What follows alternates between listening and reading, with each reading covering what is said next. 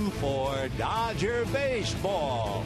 Live from Dodger Stadium, Sportsnet LA presents the Dodgers as they take on the Oakland Athletics.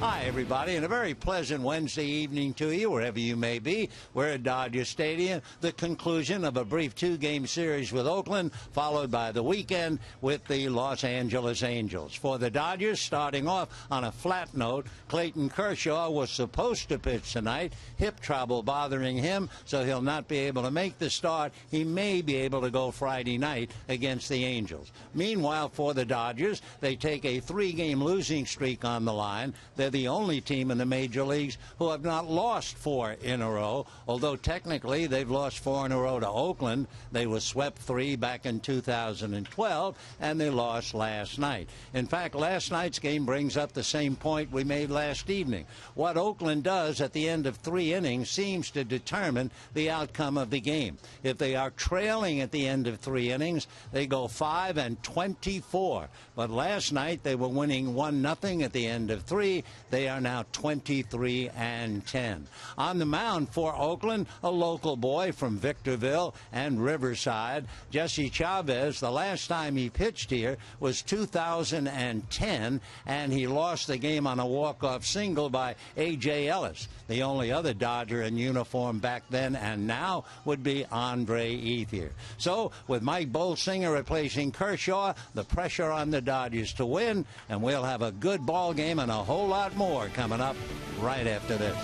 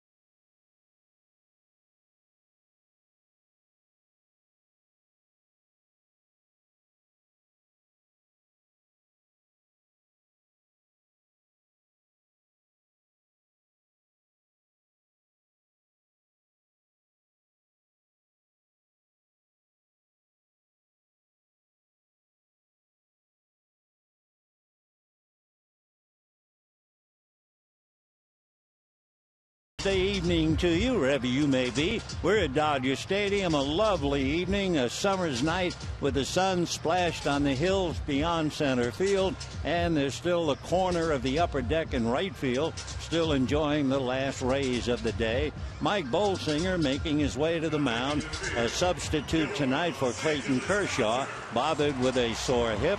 Don Mattingly said before the game Kershaw would pitch on Friday provided he's ready to pitch. If not, they will skip him until he is ready. So Clayton standing in the Dodger dugout holding a baseball, restless, of course, missing a turn tonight. And we'll see if he's able to go against Mike Trout and Albert Pujols on Friday. For the visiting Oakland A's with Bob Melvin, the skipper, here's the way his team lines up. Billy Burns in center field, and when Billy Burns comes up, be careful. He's a #1 first ball hitter. Then you have Ike Davis at first, Josh Reddick in right, Stephen Vogt behind the plate, Brett Lowry at third, Eric Sogard at second, Marcus Semien at short, Sam Fuld in left, and Jesse Chavez at the plate. Billy Burns is a real terror, and Mike Bolsinger had better be ready. For Billy Burns, he swings at the first pitch almost 49% of the time. In fact, if you want to get perfect evidence, watch what happens to Brett Anderson on the first pitch, a line drive that flattened him.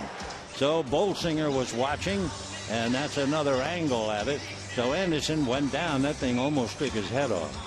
So we will see what Mike Bolsinger does as Billy Burns will be making his way to the plate. He's from Marietta, Georgia, and he is 5'9", 180 pounds.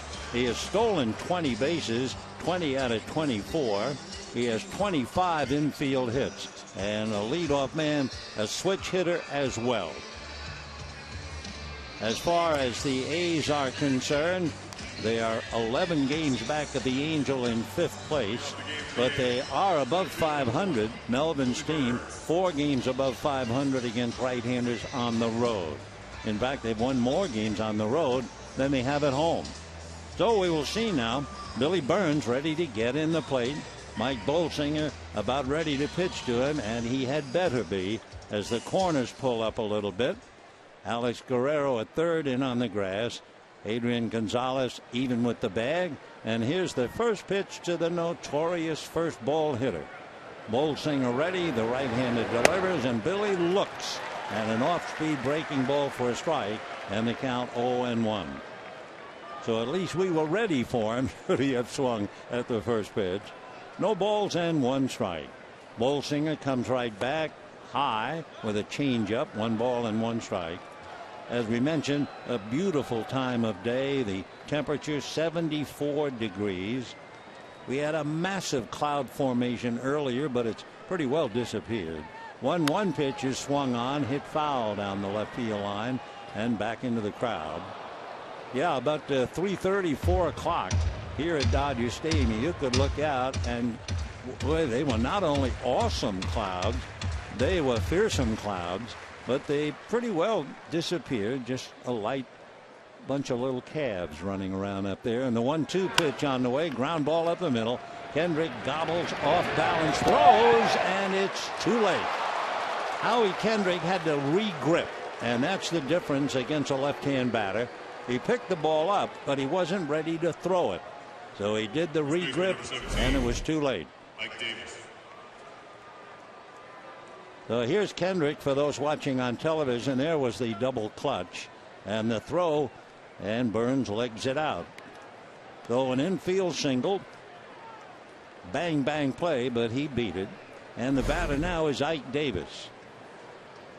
So it'll go as a base hit. Oakland scored in the first inning last night, went on to win. So they're 23-10 if they're leading at the end of 3 innings. Now they have to worry about Burns stealing bases. We told you he has stolen 20. The entire team has stolen 56. He's only been caught 4 times. So Billy taking his lead. Went to Mercer College in Georgia. Takes his lead in the first pitch in for a strike to Ike Davis. Ike Davis came in late in the game last night. it was the bottom of the 8th inning. He took over at first base for Billy Butler. And the first thing he did was leap high in the air and take an extra base hit away from Andre Ethier. Davis is 6'4". So when he went up the ladder, he was halfway up there to start off. So Ike Davis, you may remember he played with the New York Mets. Big left-hand batter waiting. And the next pitch to Ike, and that's off the plate. And that balances things. 1 ball and 1 strike. One thing about the Oakland A's, interesting too, they score the highest number of runs with 2 out. They're number 1 in that department. Here's the 1-1 pitch on the way. Swung on, big chopper to Kendrick. Quick feed to Rollins, who throws to first, and Ike Davis hits into a double play. So, of course, what's interesting, the fact that the A's did not use their weapon.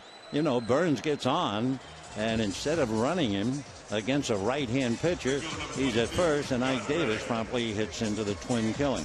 So 2 out in the first inning, bases empty, and the batter will be Josh Reddick.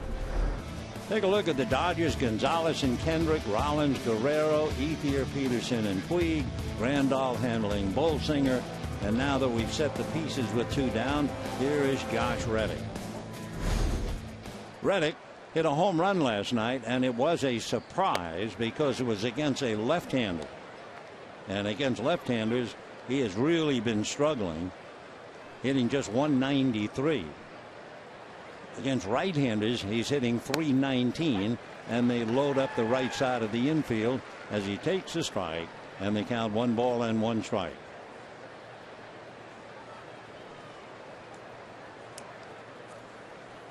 Two down, bases empty. The 1-1 pitch on the way is low, ball 2, 2-1. Bolsinger, you may remember in his last game against Atlanta, the Braves were all over him for the fact that he doesn't throw hard, but he was not fazed by it and went on and pitched a very good game. 2-1 pitch on the way, a strike, and the count 2-2. Bolsinger's last 3 starts, he's 1-0, 17 innings, earned run average of 1.5, and he struck out a dozen. So here's the 2-2 pitch on the way to Josh Reddick, and he takes it up near the chin for ball 3. So Reddick almost nailed. He has knocked in 33 runs with 2 out. Of course, he's up there now with the bases empty. He's a pretty good man as far as making contact, and hits one deep down the left field line. Slicing in the corner. It's going to bounce into the stands and then kick back off to the right. On his way to third is Reddick, but I think they're going to send him back to second base, and they are. So Reddick, and it shows you again about, I'm sure if Oakland had it to do over again, they would have run Billy Burns. I mean, you have a man with 20 stolen bases, lead off with a single. He doesn't run. Davis hits into a double play, and now the bouncing double. Now coming out to talk about it, Reddick hit that big slow curveball right down the line. Bob Melvin talking to the plate umpire Brian Knight. It hit the pole as it kicked back. So Melvin briefly a chat with Brian Knight, and he heads back to the dugout. So Reddick, meanwhile, a double into the left field corner. And the batter will be Stephen Vogt. Take another look. Here's the bounce there. Then it's going to bounce up, hit the pole, and come back in play. But the ball is dead. Ground rule double. And here's Stephen Vogt. The left-hand hitter takes high, ball 1. Vogt has 14 home runs and 58 runs batted in. He is indeed the cleanup hitter. Vogt does his damage during the late innings of a game. The 1-0, and there goes Reddick to third, and with the overshift, there's nobody to even handle a throw. So Reddick steals third with 2 out. So you have to pay a price one way or another. With nobody at third base, there's nobody to handle a throw, so Reddick steals that easily. Now the 2-0 pitch on the way. and it's a slow curveball for a strike. For Reddick, he has now stolen 4 out of 5, and that was an easy steal indeed. 2 balls and 1 strike the count. Bolsinger back with a pitch low in the dirt. Check swing, no swing, says Adam Hamari. And it's a 3-ball, 1 strike count. By the way, Mike Bolsinger gave up the double on a 3-2 pitch. Coming in, opponents were 2 for 26 on that 3-2 pitch this year. So Bolsinger has given up a single and a double and a stolen base, and Oakland still not on the board.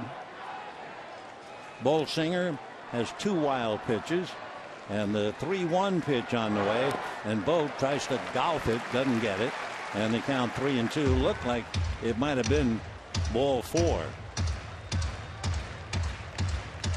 Vogt is number 2 in RBIs as a left-hand hitter with the 58. He averages an RBI about every 5 at-bats. He also has 10 home runs against right-handers. So 3-2 the count. 2 down. Reddick walking down the line from third. Vogt with runners in scoring position is batting .369. And the 3-2 pitch swung on, sliced foul down the left field line and well back into the crowd. So if you joined us a little late, Burns singled up the middle because Kendrick had to double grip before throwing, and Billy beat the throw. But then Ike Davis, before Burns could run, and remember he's stolen 20 bases, Ike Davis hit into a double play. Then Reddick doubles and steals third. So here's the 3-2 pitch coming up. Bolsinger delivers high, ball 4. So it's getting to be like almost one of those gag questions. How can you have a single, a double, a walk, and a stolen base and fail to score? Well, so far, that's the answer for the Oakland A's. Brett Lowry, the third baseman, checking in. If you're an infielder playing the A's, you have to really be on your toes with Lowry. He has 19 infield singles. Lowry in last night's game went a long 0 for 4. Did hit 1 ball deep to center that Peterson ran down. So runners at first and third. Bolsinger delivers, and the fastball is high. Ball 1, 1-0. Giants won this afternoon 5-0. So technically, for the moment at least, they are tied with the Dodgers for first place. 1-0 pitch on the way. Again, that's high. 2-0 the count. So Bolsinger was not supposed to start. Clayton Kershaw was supposed to start. Kershaw couldn't start with the sore hip. He may be able to start on Friday. And of course, pitchers, especially starting pitchers, they're like young children on a schedule. And when you take them off the schedule, it's difficult. So Bolsinger coming to the ballpark thinking that Clayton was going to pitch, and then got the news, and here he is struggling here in the first inning. The 2-0 pitch on the way, and that's taken for a strike, and the count 2-1. Taking a 2-0 pitch, that's the Oakland A's trademark. They never swing on a 2-0 pitch. The next one is swung on and popped up into shallow left center. Backing out is Rollins. He's there. And so Oakland stays in last place despite having a walk, a single, a double, and a stolen base, and failed to score. And at the end of half an inning, it's time for local boy Jesse Chavez to go to work. No score.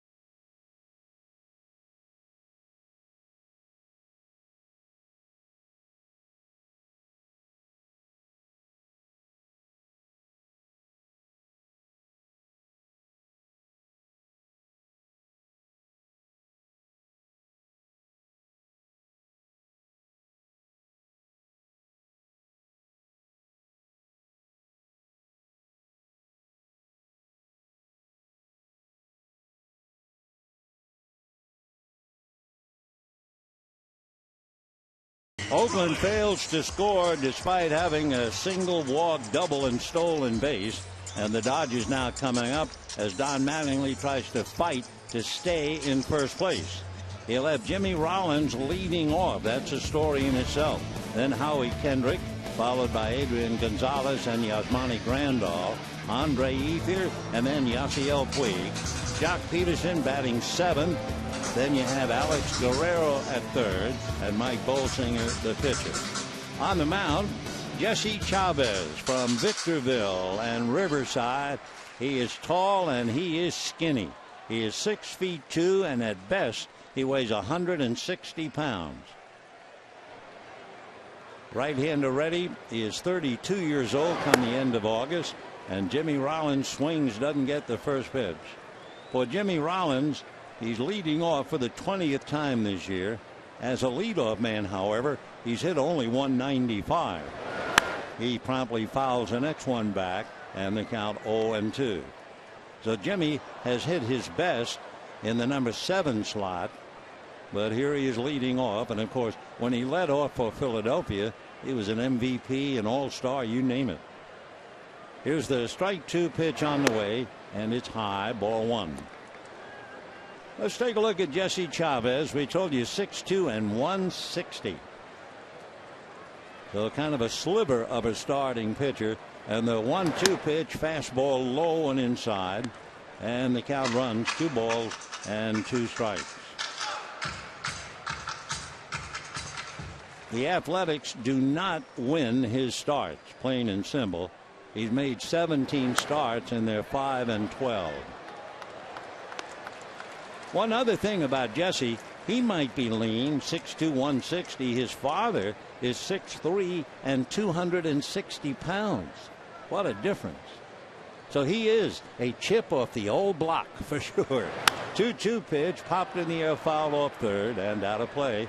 So Jimmy Rollins making him work. He has battled through 6 pitches already. For Jesse, he was drafted originally by the Cubs, but instead went to Riverside Community College and eventually signed with the Rangers in the 42nd round. 2-2 pitch, fastball hit in the air to right field. Going back for it is Reddick, still on the grass, and makes the catch for the out as he steps onto the track. So Rollins, a long fly ball, 1 away in the first inning, gives us a chance to set the A's. Davis and Sogard, Semien and Lowry, Fuld, Burns, and Reddick in the outfield, both behind the plate, and Jesse Chavez on the mound. Here in the number 2 slot, Howie Kendrick. Kendrick hitting .285, 7 home runs, 40 runs batted in, and he takes a strike, and the count 0-1. Dodgers shut out last night for only the 2nd time at home all year. They've turned in 10 shutouts. Strike 1 pitch, line drive, whistled into left field for a base hit. So Rollins, a long fly ball to right. Kendrick, a line drive single to left, and the batter will be Adrian Gonzalez. Boy, that thing jumped off the bat. So Howie singles to left. Of course, his big strength this year, he's gotten so many base hits the other way to right field. So a runner at first with 1 out, no score, bottom of the first inning. Adrian Gonzalez and Grandal hitting behind him. Jesse has been burned on the first pitch. He's given up 5 home runs on the first pitch to a hitter. Adrian takes off the plate, ball 1. Another thing about Jesse Chavez, he is a fly ball pitcher. Less than 1 ground out for every fly ball. Does a pretty good job of holding on the runners. The league 4 for 9 trying to steal bases against him. The 1-0 pitch on the way. Adrian looks, and that's off the plate. 2 balls and no strikes. Another thing about Jesse, maybe he feels at home here, but he doesn't feel at home at all on the road. 6 of his defeats have been on the road, and he's lost 3 already in the month of July. The 2-0 pitch, instead a throw to first. Kendrick back.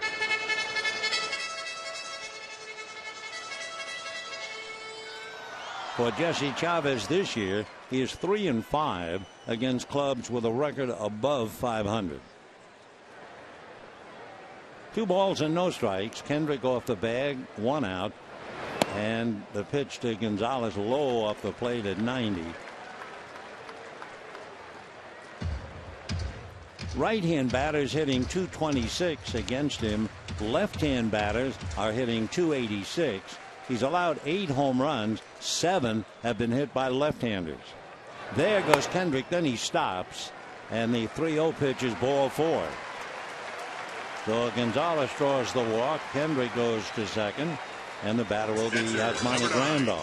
So Bob Melvin watched his ball club have a walk, a single, a double, a stolen base, and he came up empty. Now the Dodgers, with 1 out, have runners at first and second, and Yasmani Grandal checking in. Grandal, 14 home runs, 37 RBIs. Been a big provider in victories when he hits .328. When he struggles, the team struggles, and he's hitting only .218 in the games in which the Dodgers have lost. And Yasmani takes ball 1, 1-0 to count. The Jesse Chavez struggling here in the first inning.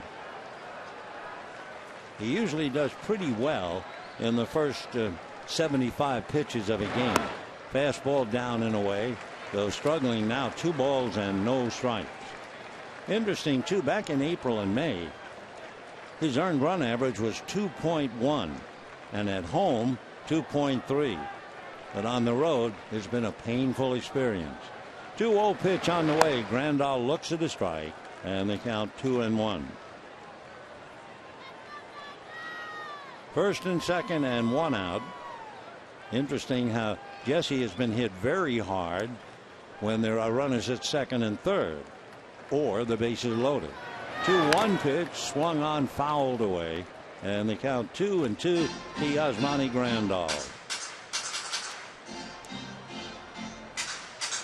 2 balls and 2 strikes.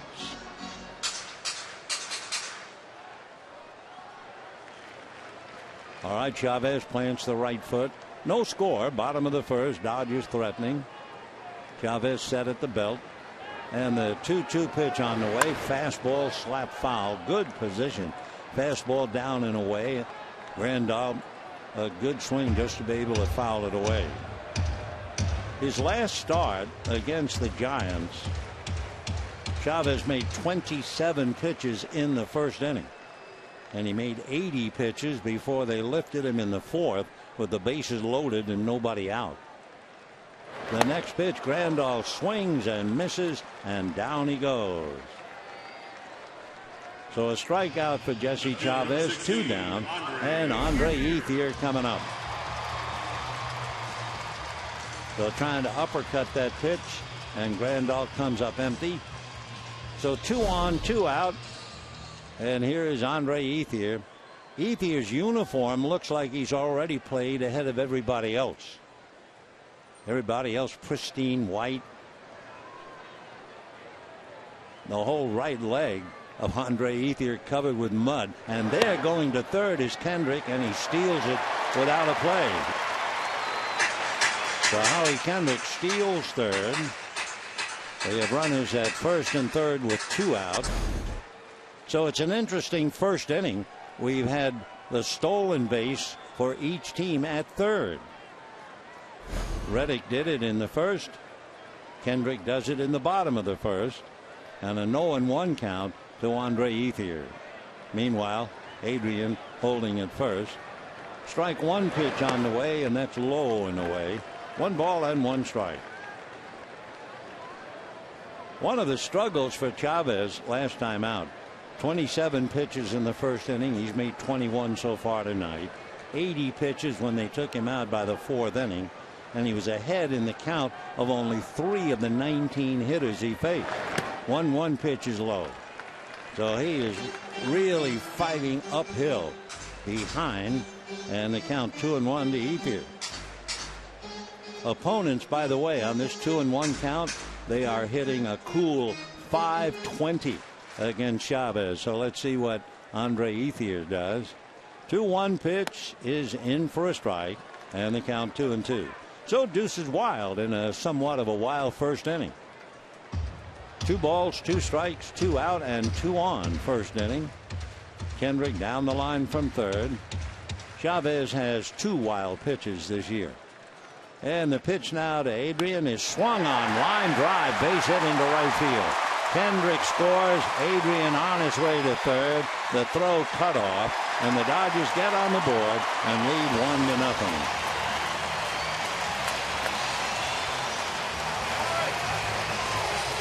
So Andre Ethier carries Kendrick home easily. Dodgers on the board. Take another look. Ethier got that pitch right out over the plate, about thigh high, and banged it into right field for the base hit. So 1-0 in favor of the Dodgers. This is Yasiel Puig bobblehead night, and Puig checking in right now.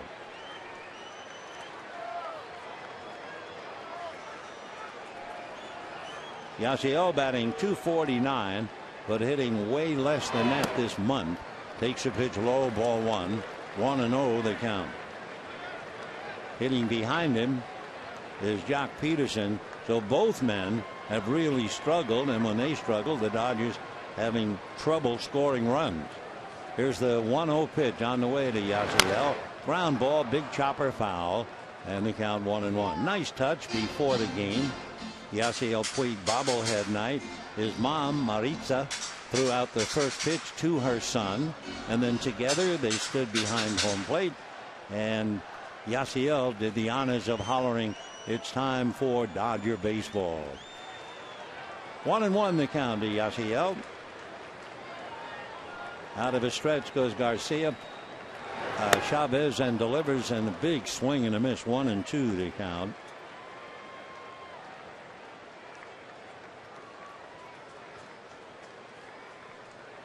Puig hungry for a base hit, hungry for an RBI. Chavez ready in the 1-2 pitch. Yasiel swings, hits a pop fly on the rim to the right side. Going out is Sogard to make the catch. So Puig pops it up. However, the Dodgers still manage to get a run thanks to the base hit by Andre Ethier. And at the end of an inning, it's 1-0 Dodgers.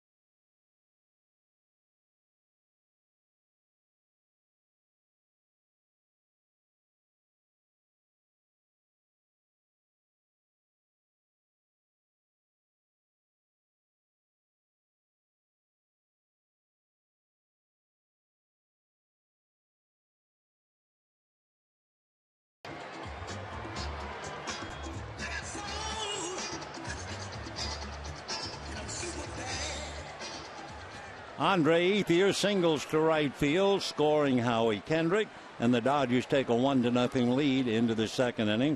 For those who are unaware of it, the Giants shut out the Brewers 5-0. Hunter Strickland got the win. The Giants scored all 5 runs in the 7th inning in that game. Meanwhile, Eric Sogard takes a strike, and the count 0-1. Sogard, the rare player to wear glasses in this day and age. Strike one pitch on the way, and Eric looks, and that's a little low. 1 ball and 1 strike. Sogard was elected as the face of baseball in a surprising competitive voting back in 2014. He looks at a strike, 1 and 2. Inspirational for all the kids who need to wear glasses. He said he just can't stand contacts. So, of course, the A's call him Harry Potter. The 1-2 pitch is swung on and missed, and down he goes. The Sogard strikes out. 1 out in the 2nd inning, and Marcus Semien, the shortstop, coming up. Bolsinger, in his first 8 starts this year, had a record of 4-1 and an ERA of 2.2. He was doing very well. His last 7 starts, he is 1-2, and his earned run average 3.5. First pitch in for a strike to Semien. 0-1 the count. However, just to bring him up to date, Bolsinger won his last game in Atlanta and pitched very well. Strike one pitch is lifted to right field. Puig has to jog in a few steps, waiting, and makes the catch. So quickly 2 out in the 2nd inning. That first inning was tough on each pitcher. Bolsinger made 25 pitches, and Chavez made 28 pitches. So here's Sam Fuld, F-U-L-D. Sam checking in with 2 out. Dodgers leading 1-0 each side with 2 hits.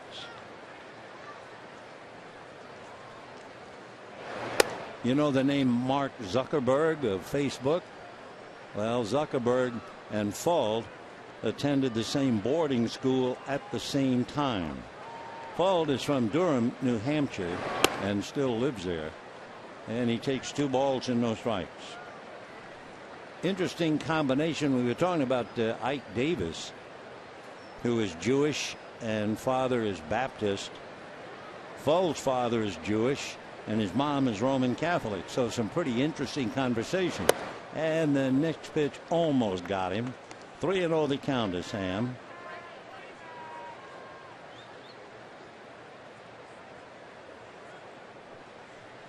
Sam back up, 5'10", 185. Those who watch him every day said he reminds you of Lenny Dykstra. And the pitch is high for ball 4. So for Bolsinger, angry at himself to walk the number 8 hitter with 2 out. He's muttering to himself right now. Naturally, you want to get the 8 hitter to end the inning, and then you have the pitcher coming up the next inning. So that's an expensive walk, if nothing else. Oakland gets the pitcher out of the way. Then again, last night, Sonny Gray, who had never had an at-bat, singled to right field for his first major league hit. And the pitch to Chavez in for a strike, and the count 0-1. 1-0 Dodgers, 2nd inning.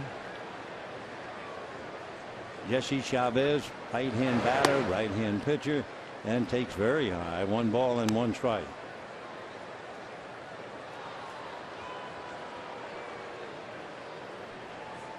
One ball and 1 strike, 2 down. Chavez waiting, and the 1-1 pitch is high, ball 2. 2-1. Chavez has had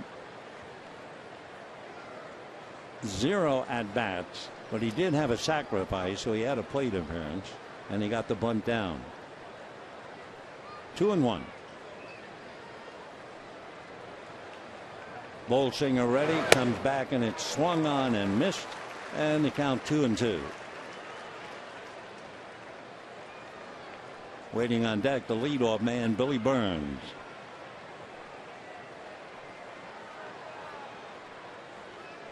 Sam Fuld at first. The pitch is strike 3 called. That'll do it for Chavez and for Oakland.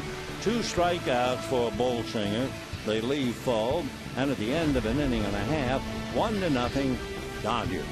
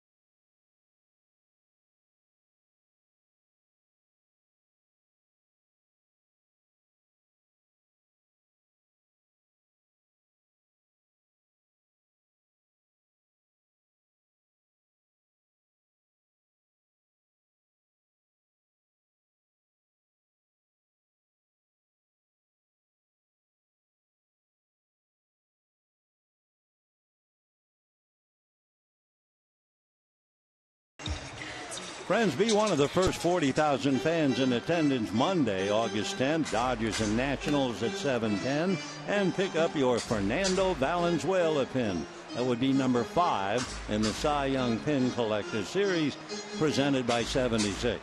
For more information, visit Dodgers.com/promotions. Pepe Iniguez on the right side, Fernando. As we go to the bottom of the second inning, 1-0 in favor of the Dodgers. You know, most of us dismiss the count. You know, we watch it. There are situations, 2-1, you think about a hit and run play, 3-1, a run and hit play.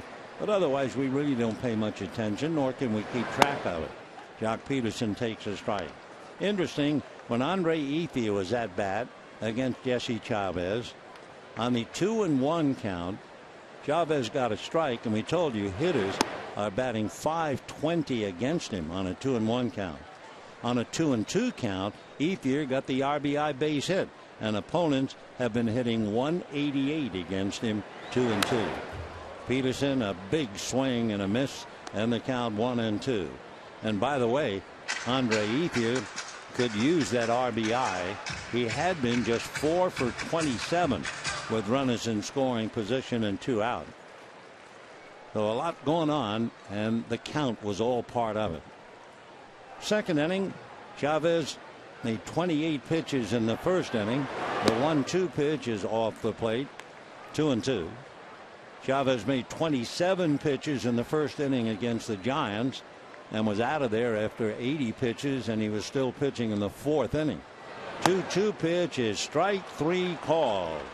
So for Jock Peterson, that would be the 123rd time that he has struck out. That he's really hurting in that area. The Dodgers are fortunate that his glove is certainly holding up. So for Peterson, the month of July has been a nightmare. He's hitting less than 176 in the month of July. So for Jock, all part of the growing up process. And here's Alex Guerrero. Guerrero, the right-hand hitter playing third base, takes a strike. Guerrero and Callaspo playing third base. Justin Turner's sideline, an infection in the leg. They have given him a heavy dose of antibiotics, but they want to make sure that the inflammation and the poison or whatever has gone before they let him play again. 1-2 the count. It started as what they thought was just a little pimple, and it was anything but. Here's the 1-2 pitch to Guerrero, and it's down and away. 2 balls and 2 strikes. We have 1 out, second inning. Dodgers lead 1-0. Giants won this afternoon. When Hunter Pence returned to the Giants, everything got better. The 2-2 pitch is tapped wide at first. Ike Davis hangs it to Chavez coming over, and we have 2 down. Yes, Hunter Pence, an inspirational type player. Since he returned, the Giants are 26-9. So if you wonder how in the world did the Giants get so hot, they had one time had won something like 11 out of 12. Anyway, they won again today in a shutout, and Pence is the driving force. So Mike Bolsinger with 2 out, bases empty, second inning, 1-0 Dodgers.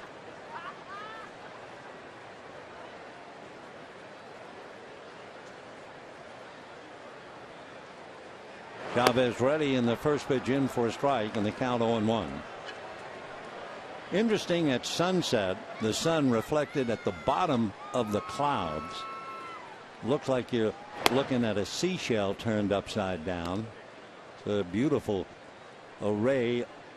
There they are, languidly floating through the sky. 1-2 the count to Bolsinger. Bolsinger with the bat. Well, he has had 30 at bats, and he is proud to say he has 1 hit. It was a double. 1-2 pitch on the way. Bolsinger looks, strike 3 called. Third strikeout for Jesse Chavez, and when he throws strikes, he's troublesome. And at the end of 2, 1-0 Dodgers.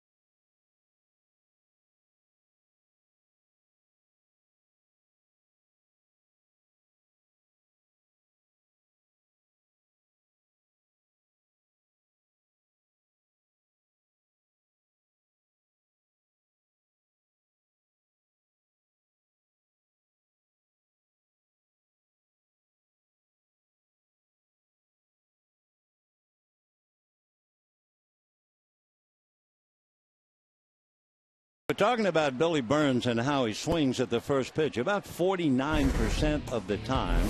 He drilled the first pitch last night, almost took Brett Anderson's head off.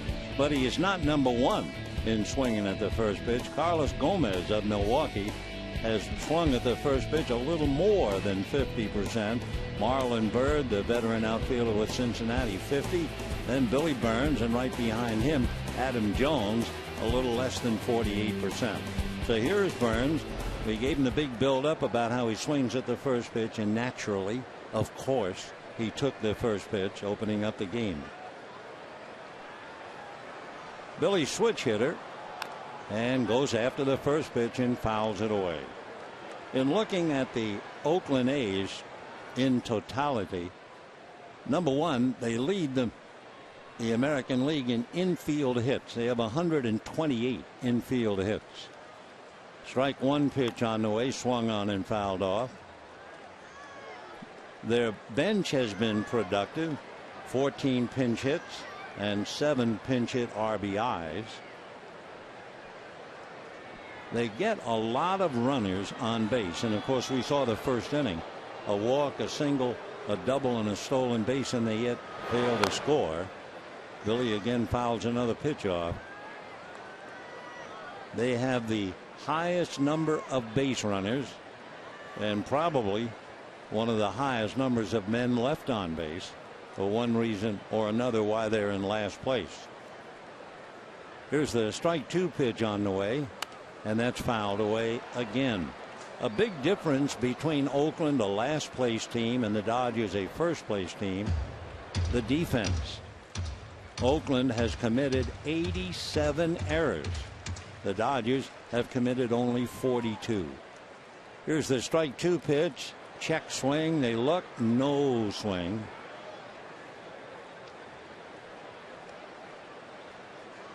One ball and two strikes to Billy Burns, and it's Ike Davis and Josh Reddick. 1-0 Dodgers, top of the third, on a beautiful evening. The 1-2 pitch coming up to Billy. Swung on and fouled away. So Bolsinger, who doesn't throw that hard to put him away, giving him a lot of off-speed breaking balls, and Burns just able to get pieces. So far, a 5-pitch at bat for Burns. 1 ball and 2 strikes. Bolsinger into the windup. Right-handed delivers very high.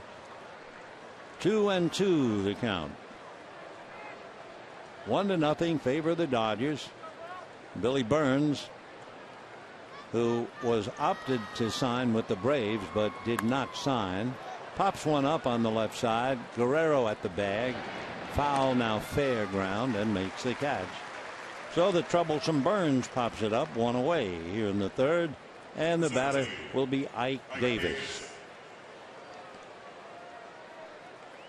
Ike Davis came into the game hitting .251, 3 home runs, 18 runs batted in. Ike's from Minnesota but lives in Arizona now. Went to Arizona State. He was a first-round pick by the Mets back in 2008. It's a ground ball exactly where Rollins was stationed, and that'll be the second out. So Davis grounds out. Josh Reddick coming up. Number 22. Reddick doubled in the first inning and then stole third with 2 out. Failed to score. Josh hitting well over 300 against right-hand pitching. Overall average .290. Left-hand pitchers have given him a bad time, hitting about .190 against lefties. And he takes a strike, and the count 0-1. Reddick, a Gold Glover back in 2012. Originally signed by the Red Sox, takes a strike, 0-2. He had a couple of years, one especially with the A's. 2012, Reddick had 32 home runs and 85 runs batted in. He's never come close in either area again. Strike 2 pitch, swung on, and that's going to be hit into center for a base hit. So Reddick having a big series. Last night he had a single, a double, and a home run. And tonight he has a double and a single. And the batter is Stephen Vogt, the catcher who walked in his only at bat.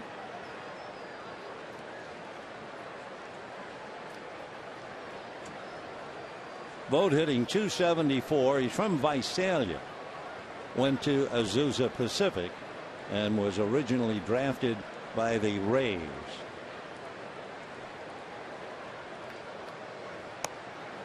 They kind of load up the right side, not overly so. Rollins has just moved over beyond the second base side of the bag. Guerrero all alone between second and third. 0-1 the count to Stephen Vogt. And he promptly hits it right at Howie Kendrick. A line drive for the third out. So the Dodgers position, and it pays off. No runs, 1 hit, and a man left. And at the end of 2.5 innings, 1-0 Dodgers.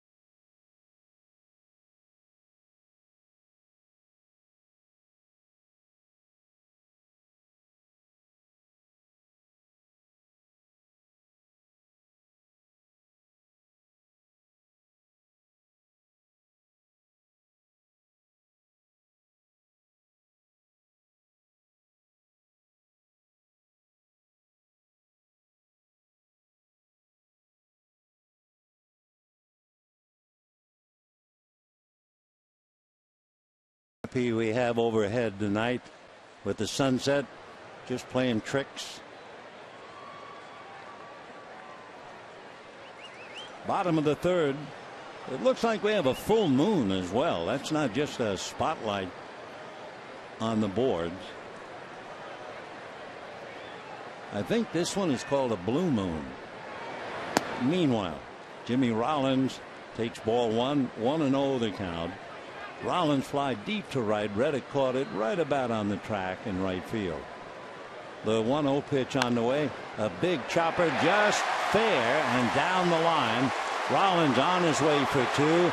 Over to pick up the ball is Reddick. And Rollins is going for 3, and he is in there.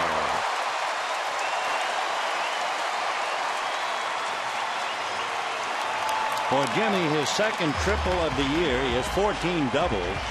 That ball just made it fair.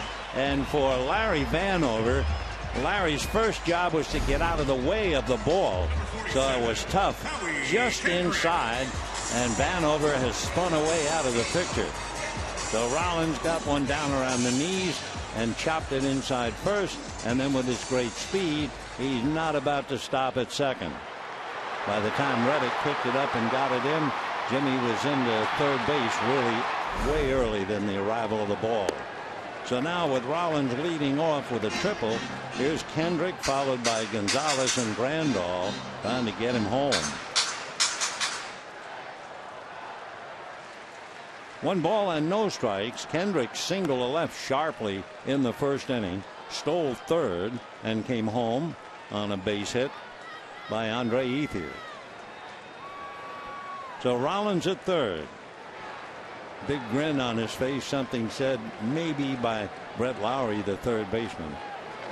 The 1-1 pitch fouled away upstairs. 1-2 the count to Howie Kendrick. Facing Jesse Chavez, who was basically a reliever from 2008 through 2013. He was in 191 games and made only 2 starts. 1-2 pitch, fastball, got him on the inside corner. Kendrick looking down, can't believe it, turns and walks away. So 1 out, Rollins at third, Dodgers lead 1-0. Pretty good pitch. And what was interesting, the catcher Stephen Vogt set the target and Chavez was right on it. So Kendrick fooled by the pitch. It was a good one, and we have 1 out. Gonzalez walked in the first inning. Adrian now with the infield up. And the first pitch swung on and popped up into shallow right. Coming in a hurry is Reddick, and it's going to be caught by the second baseman Sogard. And for Rollins, no place to go. So Gonzalez pops it up. At first, I thought Sogard would bail and let Reddick, the right fielder, come running in so he could make the throw to the plate. But Eric had it all the way. He's got a big grin on his face, and Reddick goes back to his position. I am reminded when I talked about the moon and the blue moon. The A's, you may remember, in the championship years in the 70s, they had a pretty terrific pitcher, Blue Moon Odom. And the pitch high, ball 1, 1-0. Of course, the A's down through the years have had some wonderful players. 1-0 the count. 1-0 pitch on the way is taken inside. So Grandal ahead in the count, 2 balls and no strikes, struck out in the first inning.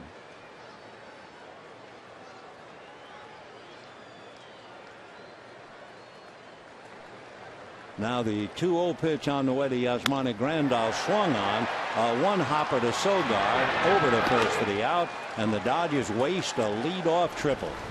No run, 1 hit, and a man left. And at the end of 3, 1-0 Dodgers.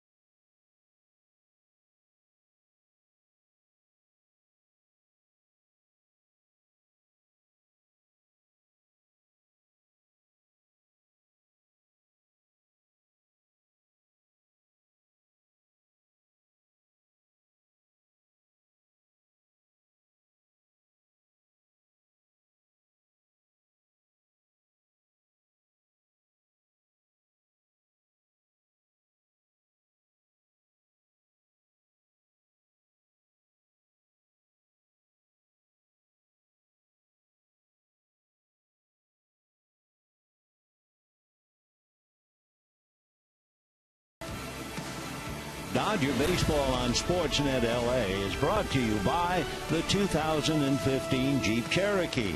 With an EPA estimated 31 highway MPG, it's the perfect choice. Visit Jeep.com today. About 3:30 this afternoon, the display of the clouds were absolutely awesome, and we thought surely we would see and hear thunder, lightning, and rain. But all of a sudden, the clouds decided to move on. So it's a beautiful evening, no threat of rain. And it's 1-0 Dodgers. fourth inning.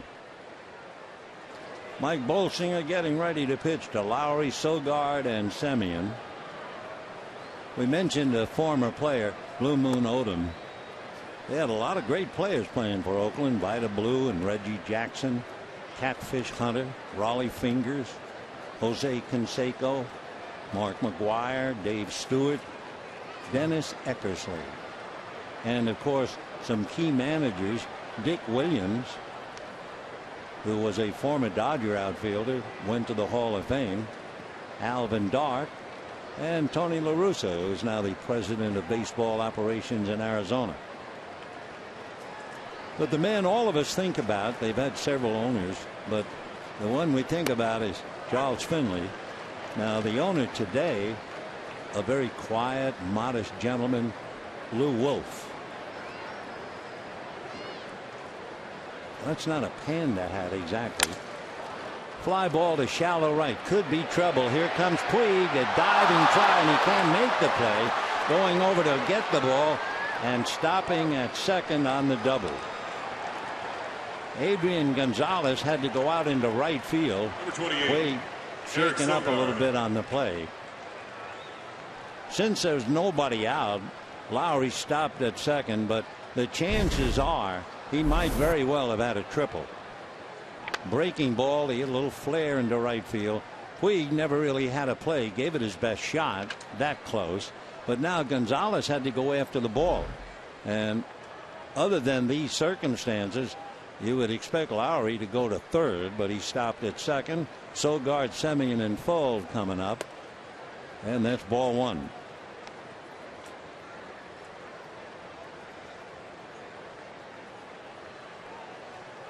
No runs, 4 hits for the A's, 1 run, 3 hits for the Dodgers. And the 1-0 pitch.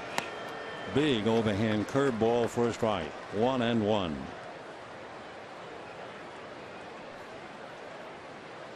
The Oakland Coliseum, whenever you look at it or play up there, it's bigger than Dodger Stadium. Here's the 1-1 pitch, pull foul.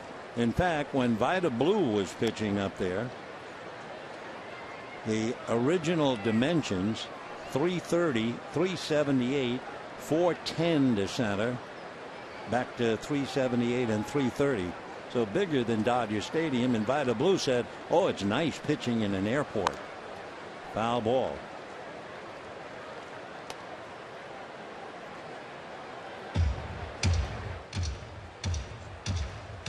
One and two the count to Eric Sogard. With Lowry at second, nobody out in the fourth.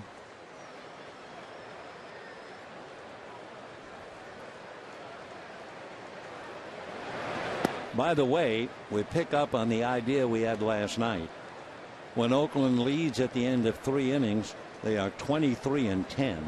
When they're losing at the end of 3, they've only won 5 games and they've lost 24. Well, they are losing 1-0 in the 4th inning tonight. So we'll see if the numbers hold up.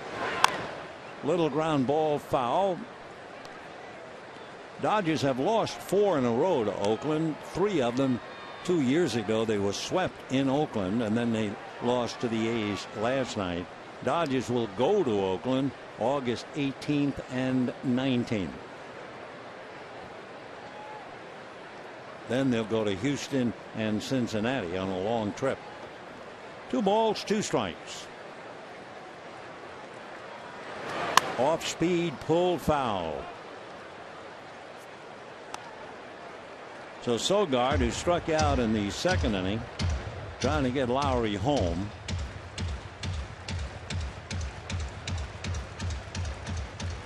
So far, with Semien waiting on deck, they have 4 hits, 2 of them doubles, plus 2 walks and a steal at third, and 2 singles. Off the plate, 3-2 the count to Eric Sogard. So Bolsinger, who last pitch in Atlanta, that would be Wednesday, so you can understand he's not exactly sharp as he normally is.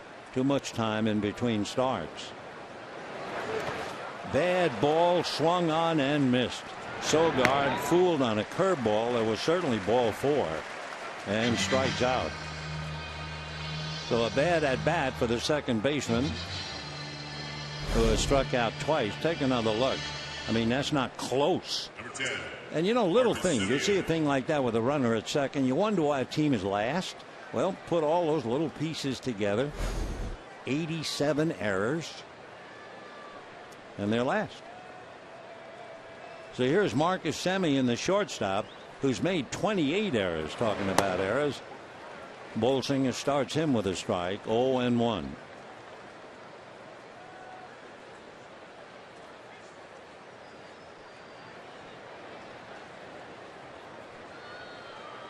No balls, 1 strike. That's a little high. Semien, born in San Francisco, lives in El Cerrito, went to the University of California, Berkeley. His father is a very good football player at Cal. That's ball 2, 2-1 to count.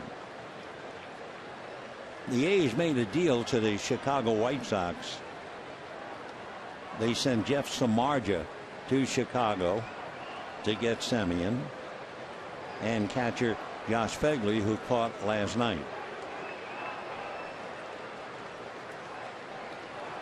2 balls and 1 strike. And a strike. 2-2.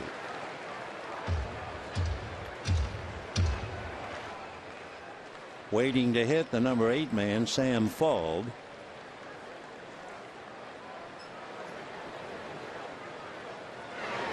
Ground ball smothered by Rollins. No play. Jimmy, the veteran, was thinking about going to third, knowing he had no play at first, but there was no chance to get Lowry. So Semien, a base hit to short. First and third, 1 out. Take another look. Rollins making first a good play, then thinking, then realizing he couldn't make it from his knees, and wisely held onto the ball. Alex Guerrero not there to handle the throw from Jimmy. So first and third with 1 out, and here's Sam Fuld coming up.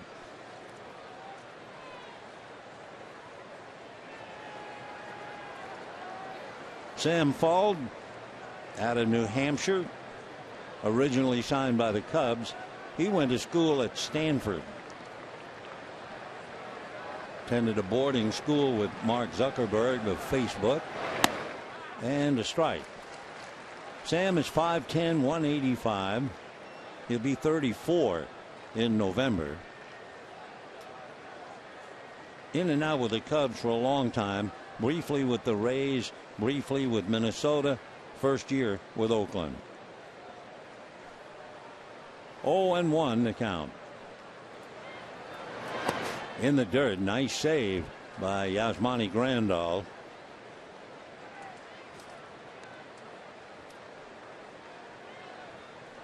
One and 1. They asked Sam Fuld after he graduated from Stanford. He worked as an intern at Stats Inc. You want to learn the numbers about baseball, that's the place to go. He said he learned about Oakland by reading Moneyball. 1 ball and 1 strike. The Bolsinger has had a man on at least in every inning. Oakland has left 4 in 3 innings, and they've got 2 men on now. Still 1-0 Dodgers in the 4th inning. And a bunt up along first. Here comes the run to the plate to score. Down to second base goes Semien. That was not a squeeze as much of a base hit, a drag bunt single. So Sam Fuld, who studied the stats, drags the bunt and drives in the run. And that ties up the game. Runner's not coming. It's a perfect drag bunt. Gonzalez comes in to pick it up, and that's about all he can do with it. So a heads-up play by Fuld. Oakland has struggled, but they now finally get on the board. Dodgers 1 run, 3 hits. Oakland 1 run, 6 hits. 2 on, 1 out. Brett Lowry scoring. So we'll see if Chavez bunts. You would certainly expect him to try to bunt. He's going to show bunt and then time call. Time was asked for by Yasmani Grandal. Whenever there's one of those timeouts, the umpire usually points who asked for it. All right, he's showing bunt. That figures. Pushes the bunt, fielded by Gonzalez, and his only play is to first. So the bunt works. Second and third, 2 out, a run in, 4th inning, 1-1. So Jesse moves his men along and gets 5s in the dugout. Billy Burns. So now Billy Burns singled and popped up there with first base open. Burns came into the game hitting .304, so he's picked up a point, going 1 for 2. Not a power hitter. He has just 2 home runs, 18 runs batted in. Did he offer? Yes, he did. 0-1 on the check swing. If you wonder about a check swing, the best idea is look at home plate, and then when the hitter tries to check, see if the bat crosses home plate or not. If it gets out to the front of that plate, they're going to call it a strike. Off speed, 1-1. Years ago, I remember a great umpire who at one time in the past had been an outfielder with the White Sox, Jocko Conlon. And Jocko never called a half swing because he said there's no such thing as a half strike. 1-1. Ground ball to third, and the play will go to first, and that's that. So for Oakland, they managed to get a run, but it takes them so much to do it. They had a double and 2 singles. They leave a couple, but they finally caught the Dodgers thanks to a drag bunt by Sam Fuld, and we're 1-1.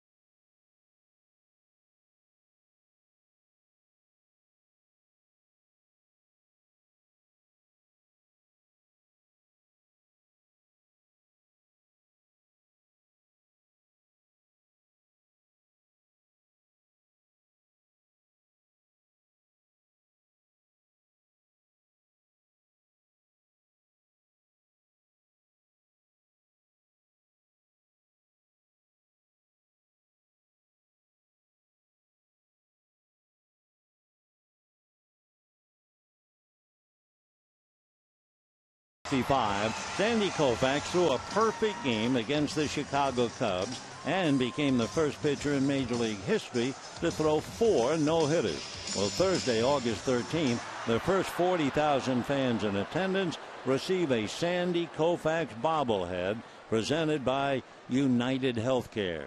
For tickets, go to Dodgers.com/promotions. One of the greatest games ever played on September the 9th, 1965. Sandy Koufax pitching a perfect game, and the left-hander for the Cubs, Bob Henley, allowed 1 hit and lost.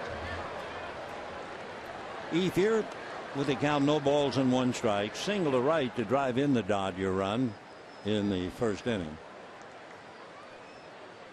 1-1, bottom of the 4th. Giants won 5-0. Dodgers battling to stay in first place.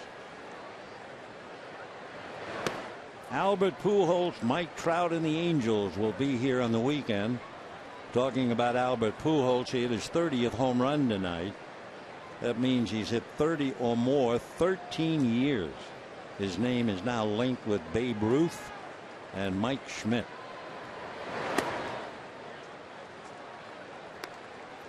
And as a fan of the game, I'm certainly hoping that Mike Trout's wrist will be all right, so we can have the pleasure of watching him face, yes sir, Clayton Kershaw and Zach Greinke. So it should be a marvelous weekend for anybody who loves baseball. This would be the place to be, or if not, the other end of a radio or TV. Meanwhile, 3-1 the count to Andre Ethier. A bullet down the line, fair. Larry Vanover gave that a good long look, and Ethier steaming into second with a double. Bob Melvin is on the steps. I think he might want the umpires to look at that. He's waiting to get a report from the videographer as to whether they think it was fair or foul. It was a blur. Larry Vanover lined it up as best you can to find a white ball on a white line. Right down the line. Vanover's watching. Did it graze? Didn't make any mark. Take another look. Yeah, it was a good call. Landed right on the line. It's one of those things. It's a fair ball when it hits the foul line. Number 66, no reason to argue. So a leadoff double by Andre Ethier, and now Puig, Peterson, and Guerrero trying to pick him up. So Ethier is 2 for 2. Drove in a run with a single. Now leads off with a double. Puig has popped up 0 for 1. Yasiel half a dozen home runs, 22 runs batted in. And he drives one to left field and deep, and that one for mine. On Yasiel Puig bobblehead night with his mother here, he hits it out. And the Dodgers lead 3-1.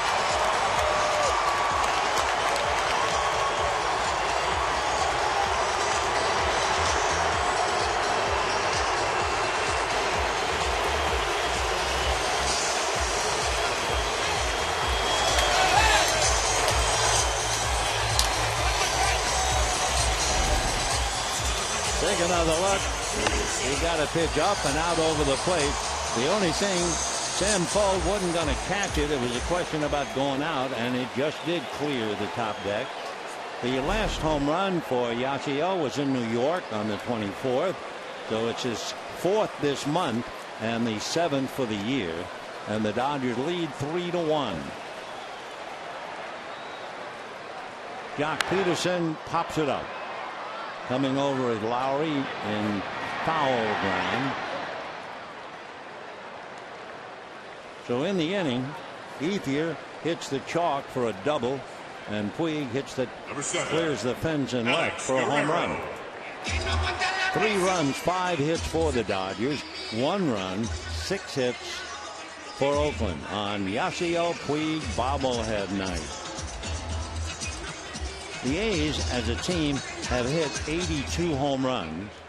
The Dodgers as a team have hit 125. Foul ball, 0-1. Guerrero grounded out in the second inning.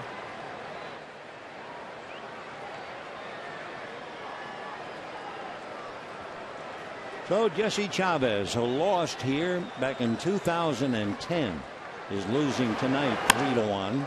Ground ball to short. Semien on it for the second out. And the batter will be Mike Bolsinger.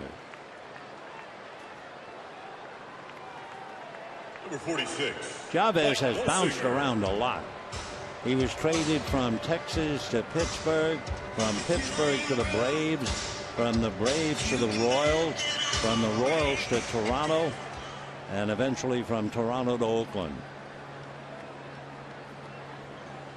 Bolsinger struck out in the second inning. Strike, 0-1.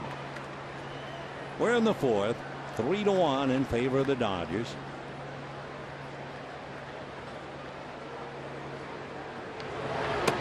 Another strike, 0-2. Dodgers trying to beat a right-hander at home. Their record would be 30-13 against right-hand starters.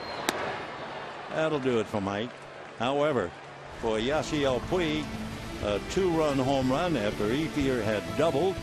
We take one more look for the Yasiel Puig Marching and Chowder Society as he hits it out over the left field wall.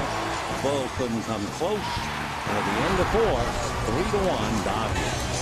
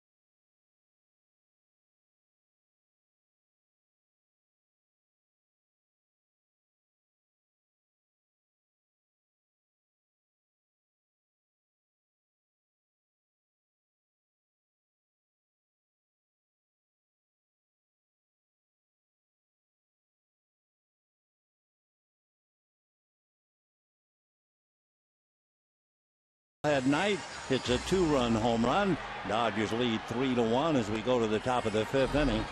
Reminder, tomorrow on an all-new Backstage Dodgers, go behind the scenes. Adrian Gonzalez plays cameraman at the All-Star Games Home Run Derby. Plus, Justin Turner gets emceed up during batting practice. So don't miss Backstage Dodgers tomorrow at 5:30 on Sportsnet LA. Adrian Gonzalez, who has walked and popped up tonight, obviously the leader of the ball club, the steady influence day in and day out. Getting a lift tonight. Andre Ethier, a single and a double to drive in 1. And of course Puig hits the 2-run home run to break the tie. So here comes Ike Davis, Josh Reddick, and then Stephen Vogt. Ball 1. Ike Davis, last year before the end of April, he had accomplished something no other major leaguer had ever done. He hit 2 grand slams against the same opponent, that was Cincinnati, before the end of April, while playing for 2 different teams, the Mets and the Pirates. 3-0 the count.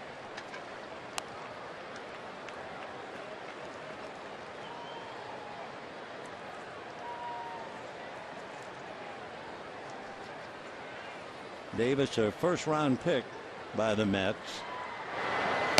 Strike.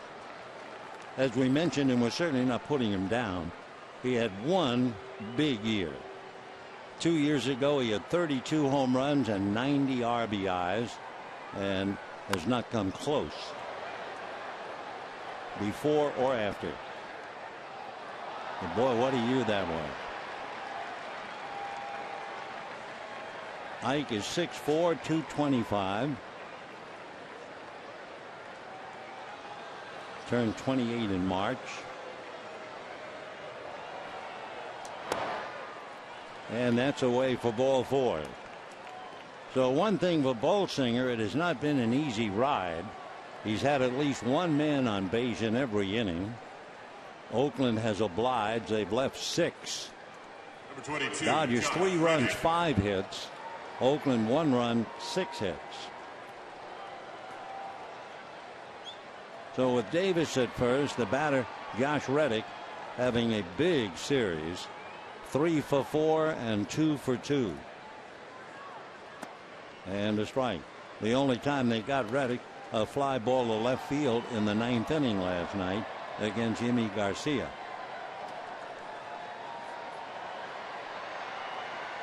Oh, and 1 to Josh.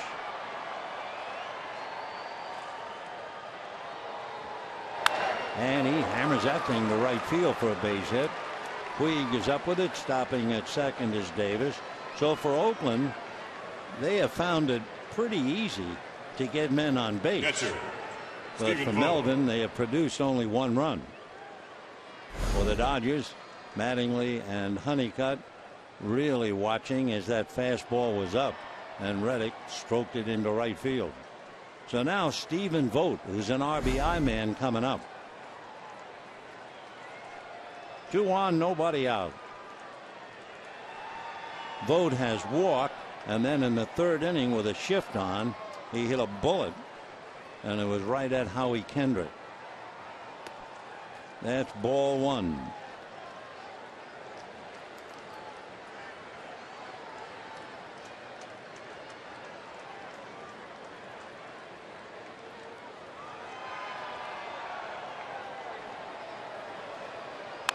And that's a ground ball to Kendrick. They get 1. They get 2. So, boy, you talk about a ball club spinning its wheels. It would be the Oakland Athletics. So a 4-6-3 double play. That's the second double play the Dodgers have turned tonight. So 1 minute is first and second, nobody out. Next thing you know, 2 down. And the batter is Brett Lowry, who was popped up and had a pop fly double to right.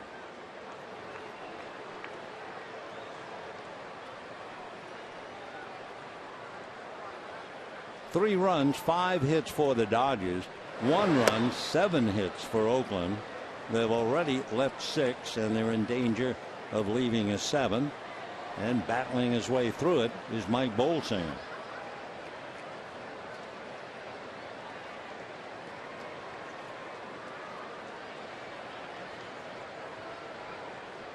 One ball and no strikes. And that's going to be slapped into right center for a base hit. Puig will have to go to the wall to get it. So into second base goes Lowry with a double. He has 2 doubles. Oakland struggles to get a run on the heels of the double play. So the double play has really hurt them. In the 1st inning, after a double play, Reddick doubled. Here in the 5th inning, after a double play, Lowry doubled. So with all the base hits and everything else, they're getting 1 run. So it's 3 runs and 5 hits for the Dodgers, 2 runs, 8 hits for Oakland, plus a couple of walks. And the batter, Eric Sogard, who struck out twice, the big one in the 4th inning, struck out on the heels of Lowry's double. And a strike.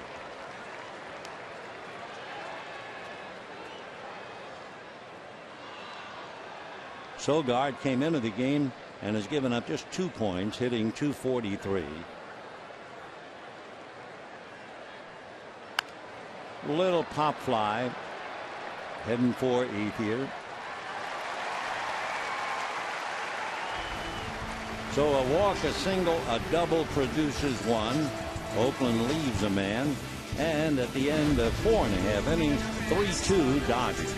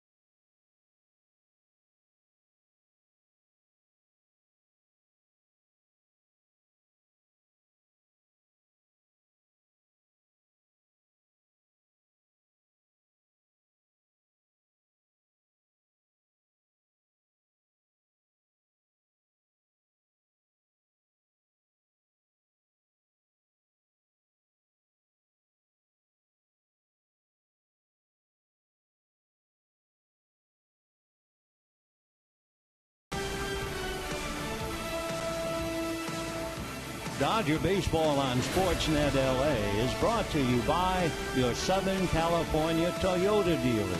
Now, during Toyota's summer savings, you can save big on any 2015 Camry.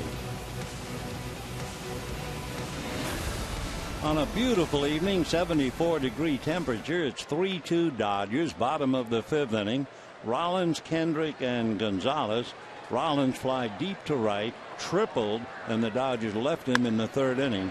Grounds one to Sogard, and just like that, one out. Interesting watching Rollins hit the first pitch. We were talking earlier about they don't pay much attention to the count. To give you an idea why it can be important, Yasiel Puig tonight homered on the first pitch. If you look at the 42 home runs that he has hit in his career, he has hit 17 of them on the first pitch. He hit 5 home runs on a 1-ball no strike count. 25 all other counts. So remember, he was extra aggressive. Then he suddenly started to take a lot of pitches. Now tonight he hits that first pitch home run. Juan Nicasio is down in the bullpen. Slicing foul down the line off the bat of Howie Kendrick. Kendrick single to left, stole third, and single to right. Josh Reddick stole third in the first inning as well. That made the first inning certainly a little different. 2-1. Fastball line drive, and Sogard is there to handle it. So Kendrick, a bullet to the second baseman, 2 down, and the batter will be Adrian Gonzalez. Adrian Gonzalez.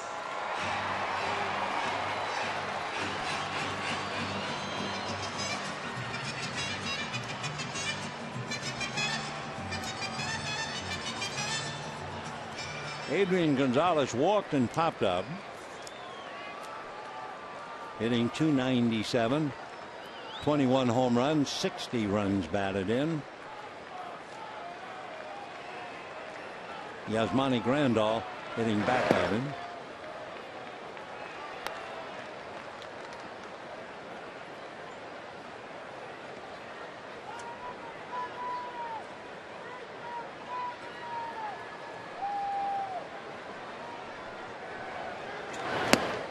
Off the plate, 2-0.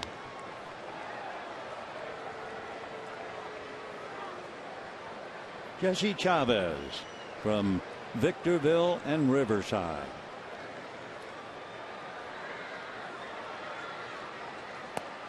And ball 3. Fernando Abad begins to warm up, left-hander in the Oakland bullpen.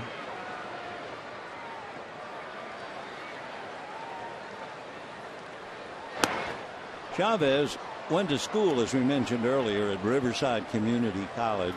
He was drafted out of there. 107 players have been picked in the draft from there. 16 have made it to the big leagues. So that's quite a productive baseball operation at Riverside Community College. Pitcher, Yasmani Grandal. So with the walk to Gonzalez, that'll bring up Yasmani Grandal, who has struck out and grounded out, 0 for 2. 2 walks given up by Chavez, and each to Adrian Gonzalez.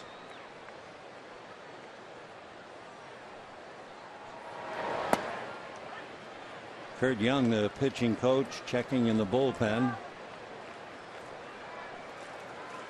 Left-handed getting ready. Of course, after Grandal is a switch hitter, you have Andre Ethier as a single and a double. 1 ball and 1 strike.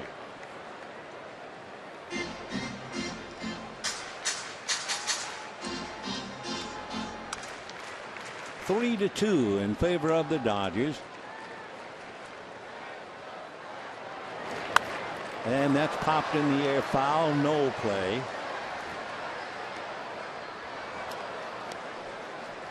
For Oakland, they're accustomed to 1-run games. 35% of Bob Melvin's games have been decided by 1 run, and as they say on Broadway, how'd you come out? Not very well. Their record in 1-run games 10-24, but last night Sonny Gray, he didn't need 1 run.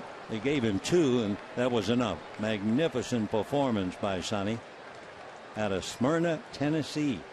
He's now won 11 games. 2-2 the count to Yasmani Grandal. 2 out. And a topper right where the shortstop Semien is. He goes to the bag, and that's it. So a force play, no runs, no hits, a man left. And at the end of 5, 3-2 Dodgers.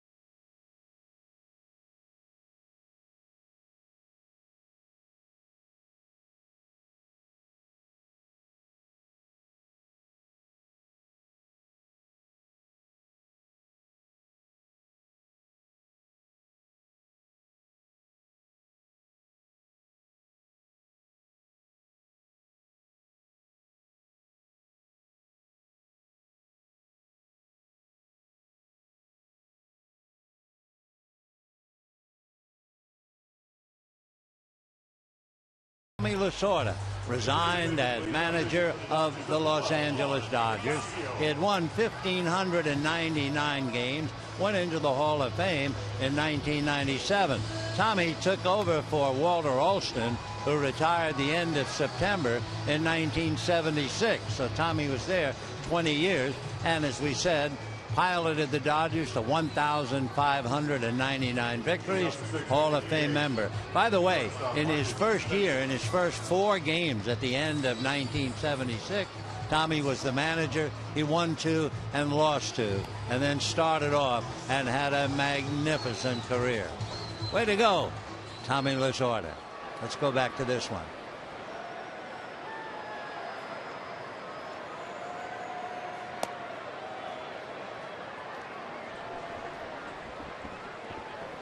Juan Nicasio will now pick up. Mike Bolsinger battled his way. He was not due to pitch. Clayton Kershaw couldn't pitch with the sore hip. Bolsinger went 5. He gave up 2 runs, 8 hits, 2 walks. However, Oakland not able to cash in a lot of opportunities. And while he was out there, Oakland left 7 men. So now Nicasio getting ready. Semien at the plate. Semien single to the hole at short. That's when Rollins on his knees looked to throw at third, realized he didn't have a play. Marcus hitting .251.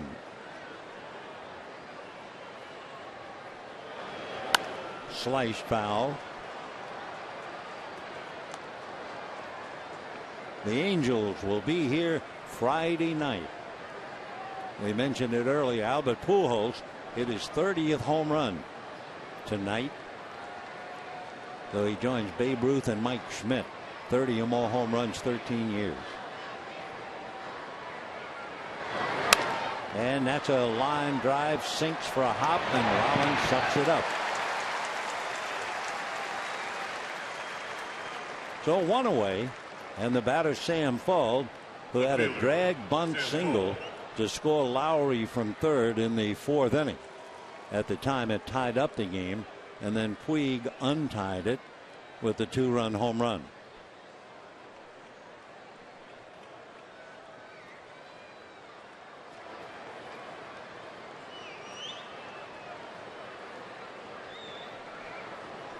ball bunted once, so the Dodgers shorten up. That was one of the things. Oakland has had a drag bunt single. They also had the single to short, so that gives them 130 infield hits so far this year. Billy Butler, who played first base last night for Bob Melvin, is now out on deck. He would bat for Chavez. Then Butler came out of the game. Ike Davis took over for him, and Davis made a leaping catch of a line drive by Ethier. So now there's Butler on deck to hit for Chavez.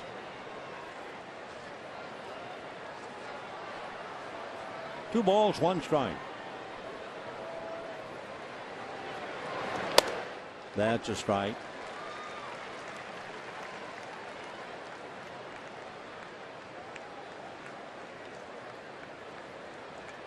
Nicasio certainly a picture of determination, trying to hold on to a one-run lead. 2-2. 3-2.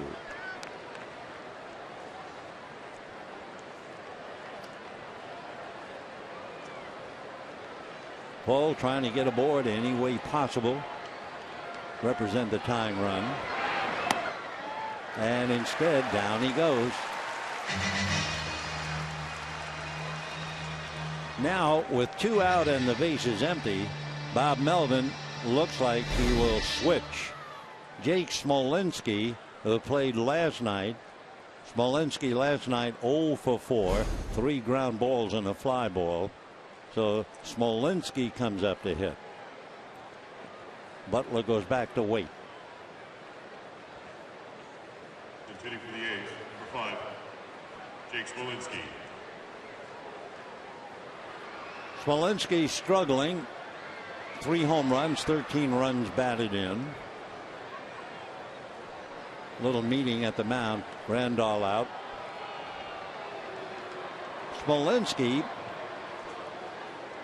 when he broke in, a lot of people were interested because he made his debut in July of last year with the Rangers. And believe it or not, he had 8 hits in his first 4 games, including 3 doubles. You can imagine the people in Texas. Whoa, what do we got here? It didn't quite work out, but that was a great way to start.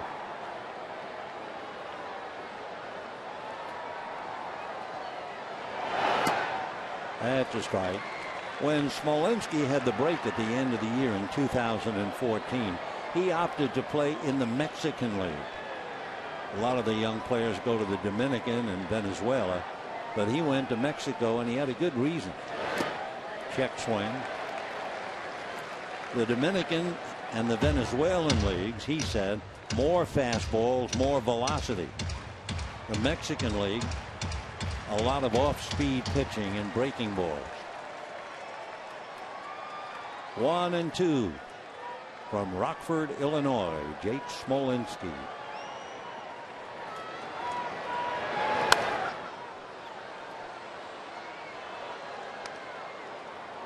Smolinski committed to a baseball scholarship from Clemson, but wound up signing with the Washington Nationals. He was a second-round pick.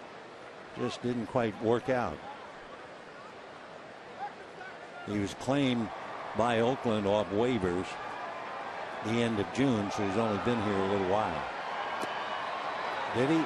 They're going to check, and Larry Vanover says he did, and that'll do it. Smolinski strikes out. A 1-2-3 inning for Nicasio with 2 strikeouts. And at the end of 5.5 innings, 3-2 Dodgers.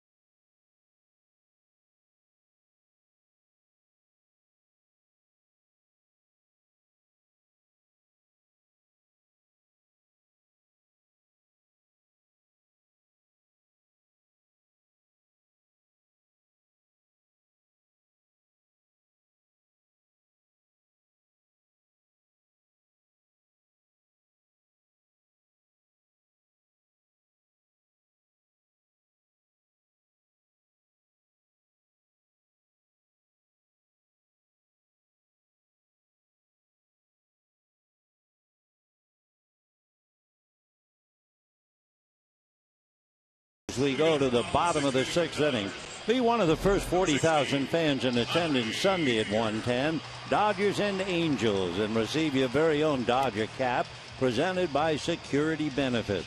For more information, go to Dodgers.com/promotions. Left-hander coming out of the Oakland bullpen, Fernando Abad. He's born in La Romana, which is a beautiful resort area in the Dominican. He was originally signed by the Astros way back in 2002. He will be 30 years old the 17th of December.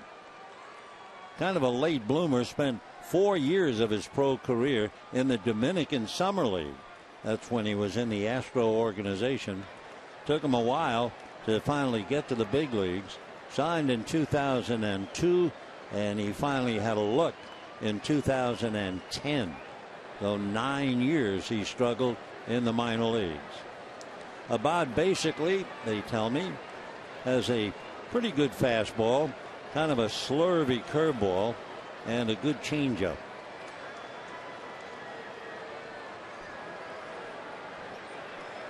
Abad pitching to Andre Ethier. Ball one. Ethier single to right to drive in Kendrick in the 1st inning. Double to right and rode home on Puig's home run. Foul back. Well, it was kind of a historic thing tonight in Major League Baseball. A pitcher was traded after having thrown a no-hitter in his last start. Yep, Cole Hamels goes to the Texas Rangers after no-hitting the Cubs last Sunday at Wrigley Field. So Cole Hamels, hotly pursued by so many clubs, and he goes to Texas. 1 ball and 2 strikes they count to Andre Ethier. Well, remember, the trading deadline is Friday at 1 p.m. Coast time. Fastball, and Ethier just did get a little bit of that going by. 1-2.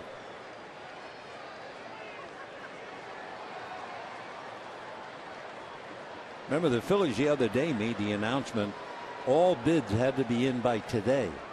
Well, the bids were in, and the Rangers had the big bid. 1-2 to Andre.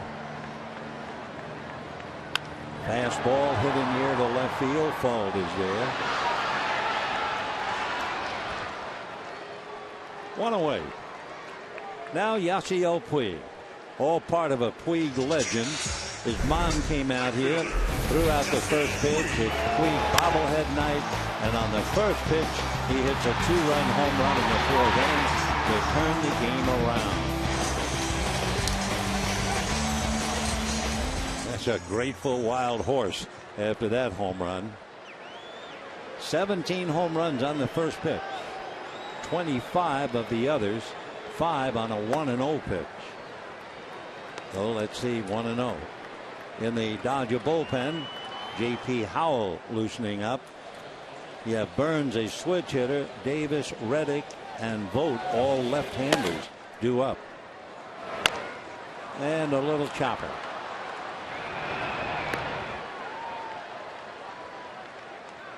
So 2 down in the 6th inning, and Jock Peterson coming up. Peterson struck out and fouled out on the first pitch in the 4th inning. 3 runs, 5 hits for the Dodgers, 2 runs, 8 hits for Oakland. Dan Otero, a right-hander, is in the bullpen now. So you get the idea.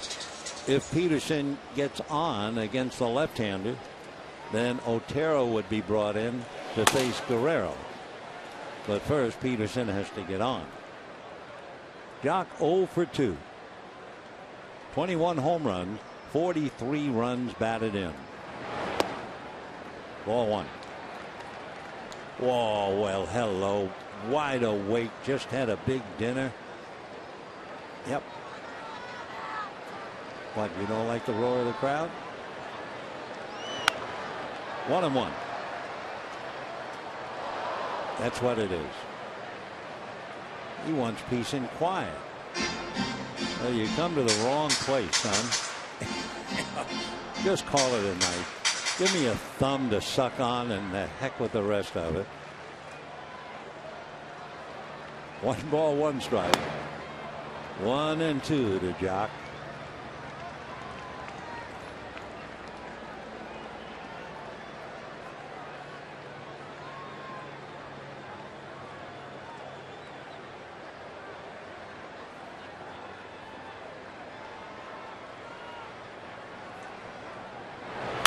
And a high foul off third. Lowry comes over, but it's not going to come back to him.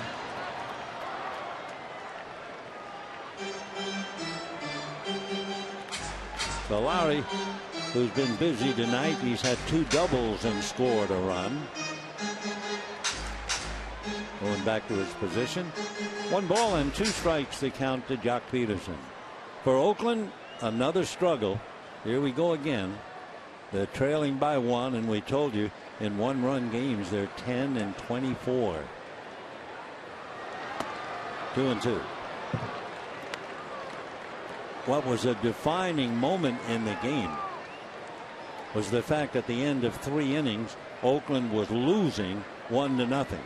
When they're winning at the end of 3 innings, they're 23-10. When they're losing, as they are tonight at the end of 3, they're 5-24. 2-2 to Jock. Got him on the inside corner. So the Dodgers go down. Their last hit was Puig's home run. So far, so good. And at the end of 6, 3-2 Dodgers.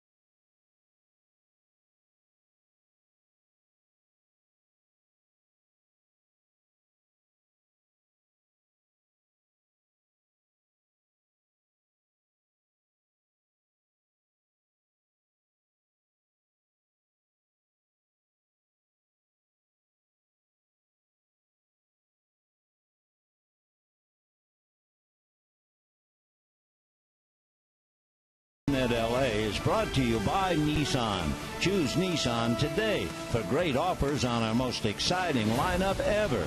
Choose Nissan.com.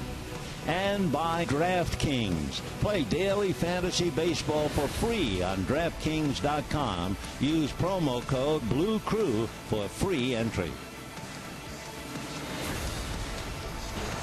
7th inning. They're getting sleepy. The Sandman is just around the corner. Yeah, it's so tough to be here. Meanwhile, there's another age. Just turning back on the game, that's all right. As long as Mom is there to hold on, all is well. That's our pal who looked like he didn't like to hear the crowd. Looked like he was going to go to sleep, but he's back up wiggling. And we go to the 7th. Oakland's back up and wiggling, down by 1. They left 7 men in the first 5 innings. Billy Burns singled, popped up, grounded out, 1-4-3. Dodgers set for a bunt. They pull up the corners. Gonzalez and Guerrero. 3-2 Dodgers. They'd like to keep Burns off the base paths. He has 20 stolen bases. And he has the count his way now, 3-0. Billy Burns from Marietta, Georgia.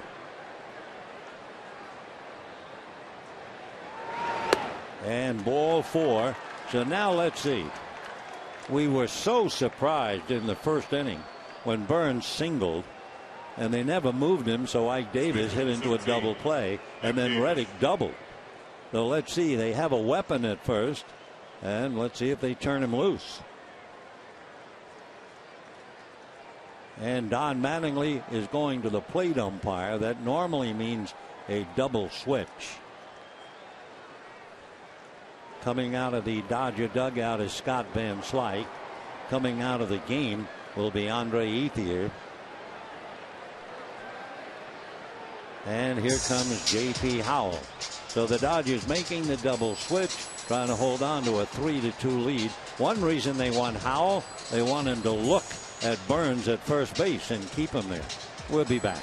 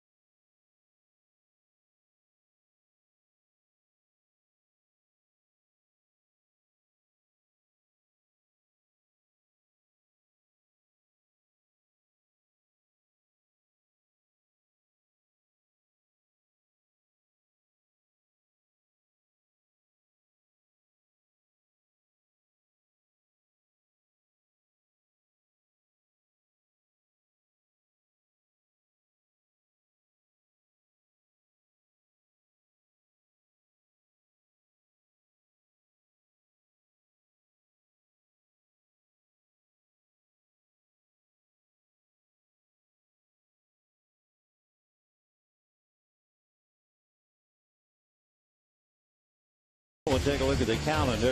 I think unless you've been in Guam for the last week, you are sure to know that the Angels will be here.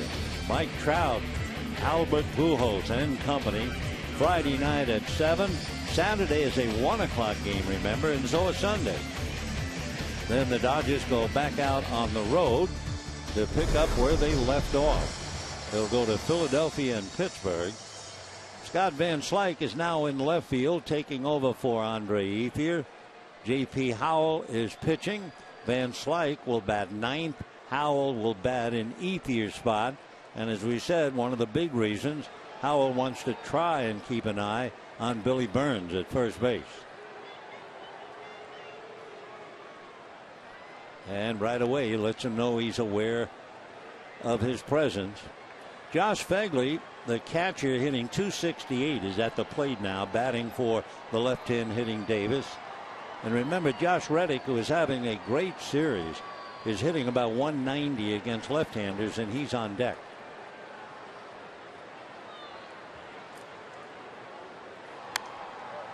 Oh, and 1. This is an extremely interesting part of the game. A left-hand pitcher with a pretty good hitter at the plate and a very good base runner at first.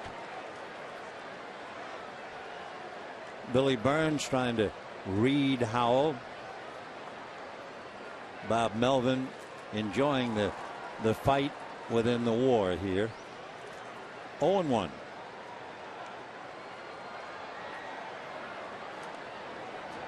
So far, pretty much of a commercial throw to first. When you use the word commercial on a throw to first, he is trying to sell that delivery to Billy Burns. But Burns is not buying it. That's not his number one move to first base. No, he still wants to see a better move than that. All the while, Josh Phegley waiting at the plate. So Burns enjoying the battle. Of course, he's been through it with all of the American League pitchers. Not against Howell. Ground ball to the hole, base hit. So Phegley comes off and singles. And Oakland has gotten so little out of so much tonight. They have 9 hits, a couple of walks, 3 walks to be exact, but only 2 runs. They have men all over the place. So now another left-hand hitter, Josh Reddick. But as we said, Reddick hitting 193 against left-handers, 319 against right-handers, and he's had a magnificent series. Single, double, home run last night. 2 singles and a double tonight. So 2 on, nobody out, and another left-hand hitter, Stephen Vogt, on deck.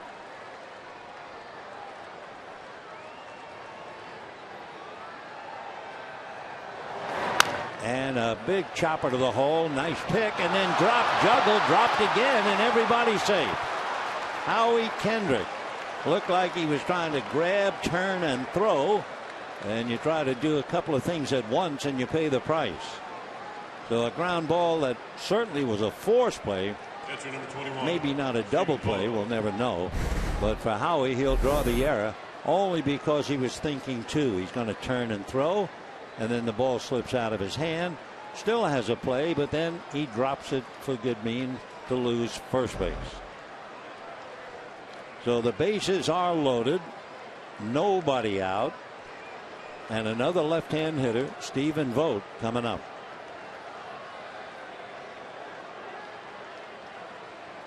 Remember, we were talking earlier about one of the huge differences between these two teams.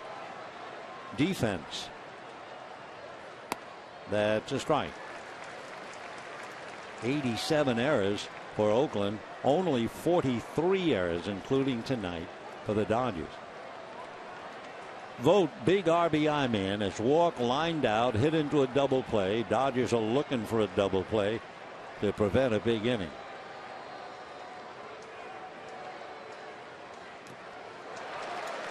Oh, and 2. Well, they've already used Phegley, the other catcher. So they had to stay with Vogt. And perhaps regretting the fact they used Phegley. No balls and 2 strikes. Vogt didn't play last night because there was a left-hander, Brett Anderson, on the mound.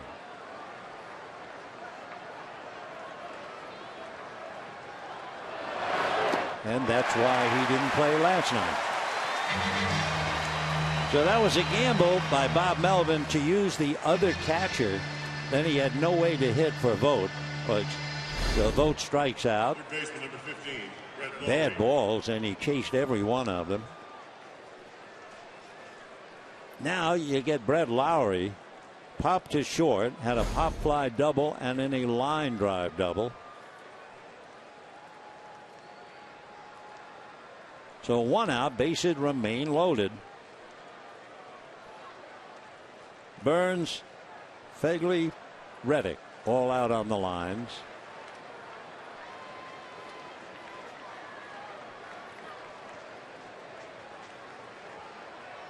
Lowry hitting .276, 8 home runs, 37 runs batted in.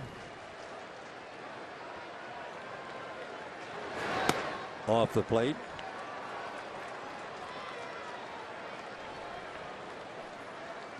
Three runs, 5 hits for the Dodgers, 2 runs, 9 hits for Oakland.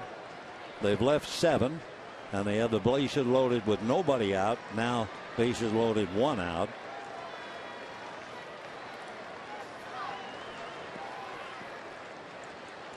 For Brett Lowry, he has grounded into 5 double plays. He has 3 career grand slams. He hit one this year against Texas about a month ago. 1 ball and no strikes. 1-1.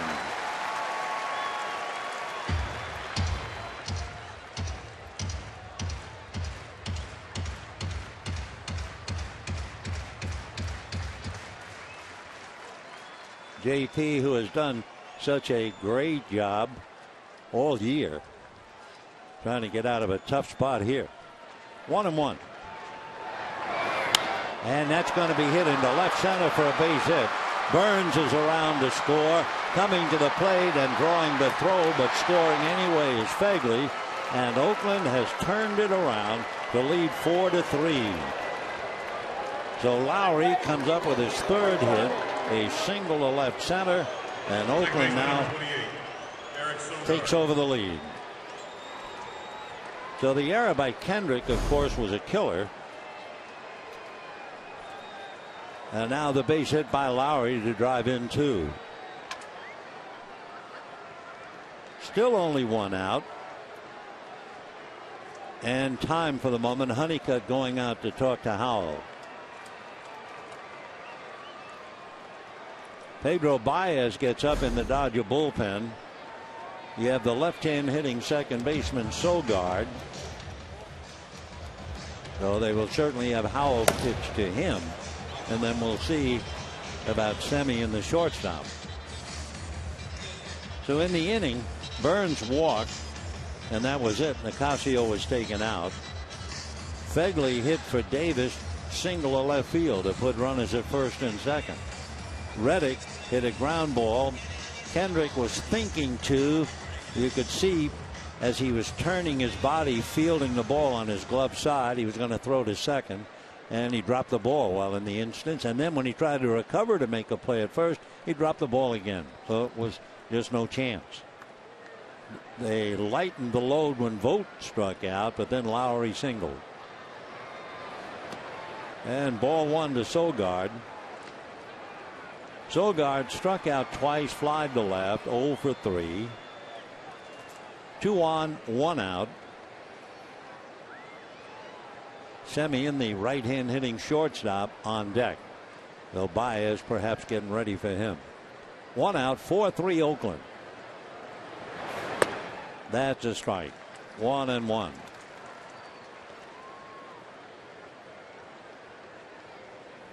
Sogard striking out twice tonight. That's news because he's not a strikeout hitter. He's only struck out 30 some odd times coming into the game. And another strike. In Sogard so far this year, he's had about 280, almost 285 plate appearances, and he had struck out only 36 times. Tonight he has struck out twice. 2-2. Last time when Sogard struck out, Lowry was at second base in the 4th inning. And Eric, trying to advance him, struck out on a pitch in the dirt. First and second, 1 out. Oakland leading 4-3. Top of the 7th. Remember, the Giants won today 5-0. Foul back. Combination of a Dodger loss. The Giants would take over first place and lead the Dodgers by a half a game. The last time that happened was back on the 30th of May. Dodgers have been in first place for 2 months. And here come the Angels. 2-2. Fouled away. So Reddick at second base. He reached on the error. Lowry at first. 1 out on a 2-2 count to Sogard.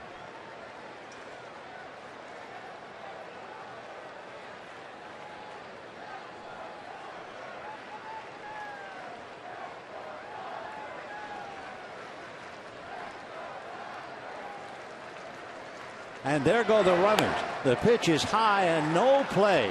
Oakland pulls off a double steal. So Reddick stole third in the first inning, and now the double steal puts runners at second and third without even a throw.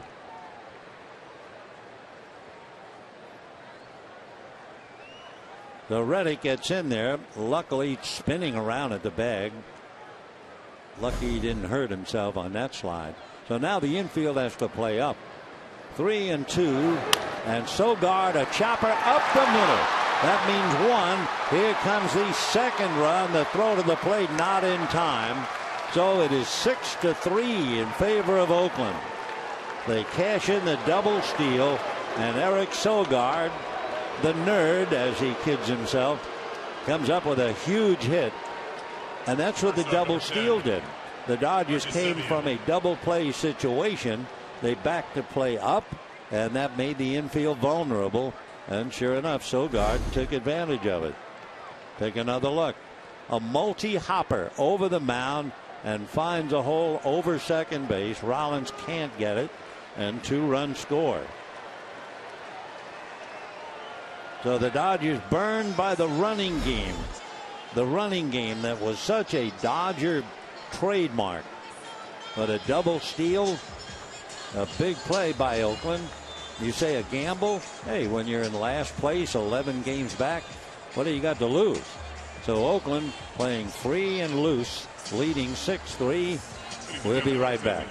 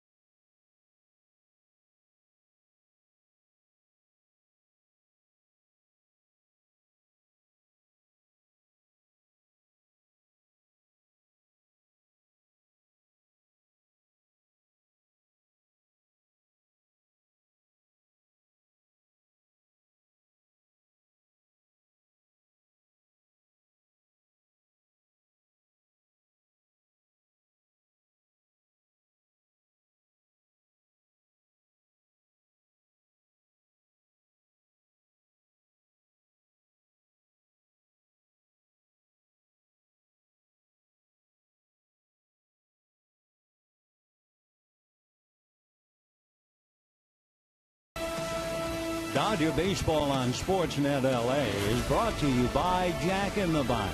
For a limited time, try the new Portobello Mushroom Buttery Jack with melted garlic herb butter. And by your Southern California Kia dealers. Visit mysocalkia.com to learn more.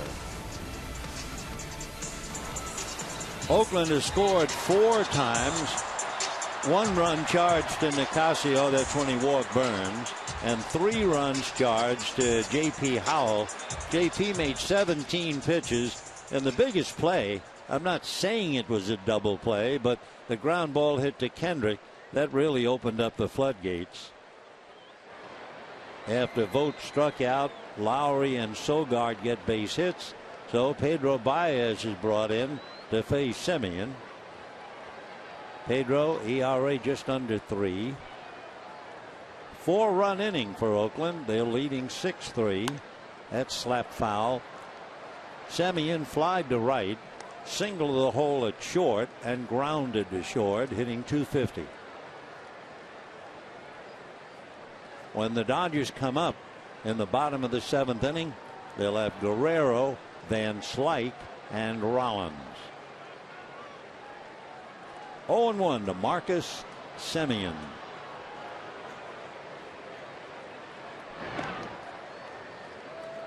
Sogard, the second baseman, has stolen 6 bases, 6 out of 7. course, that was a big play to have the double steal followed by a base hit. 0-1.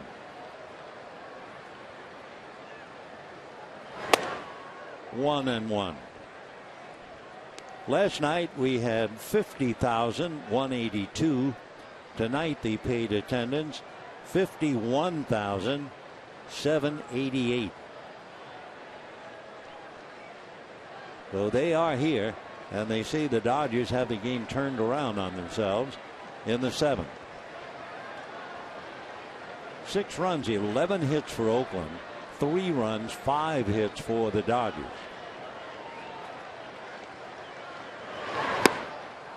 One and two.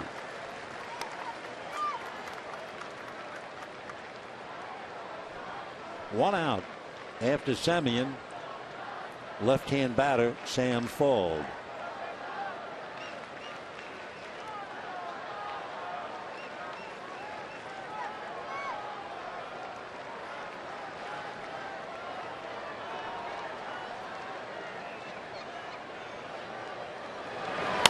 And that's popped up. It will be Kendrick on the rim for the second out. And Sam Fuld coming up. It was Fuld who walked in the second inning, had a drag bunt single in the fourth to drive in Lowry, and then last time up struck out. Fielder number 23, Sam Fuld is the 8th man to come to the plate in the inning.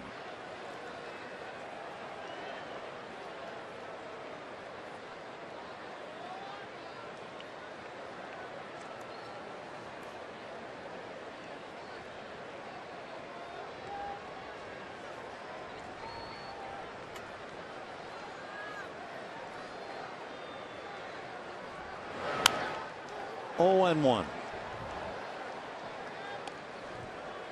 Sam Fuld, 5'10", 185. Reminds people, as we mentioned earlier, of Lenny Dykstra.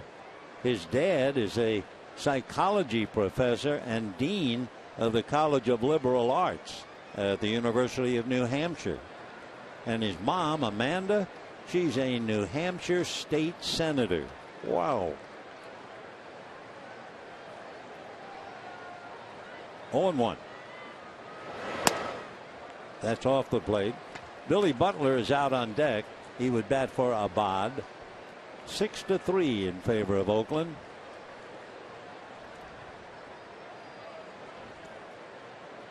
The prep school where Sam went to school, pretty famous, certainly in the East. Phillips Exeter Academy.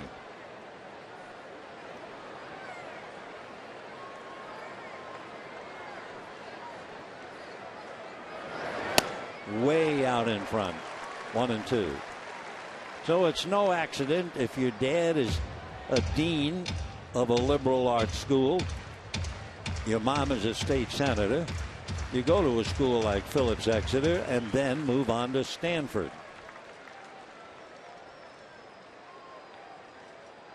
He played 4 years at Stanford. Had a great College World Series, set a record with 24 hits. Ground ball by the diving Gonzalez on his way to third, and the ball is dribbled by Puig, but he gets it back in. So Sogard goes to third on the single to right. So Foles had a nice night. 2 singles and a walk, and the hit continues. So a base hit against Baez. That's 12 hits. And here comes Billy Butler to bat for Abad.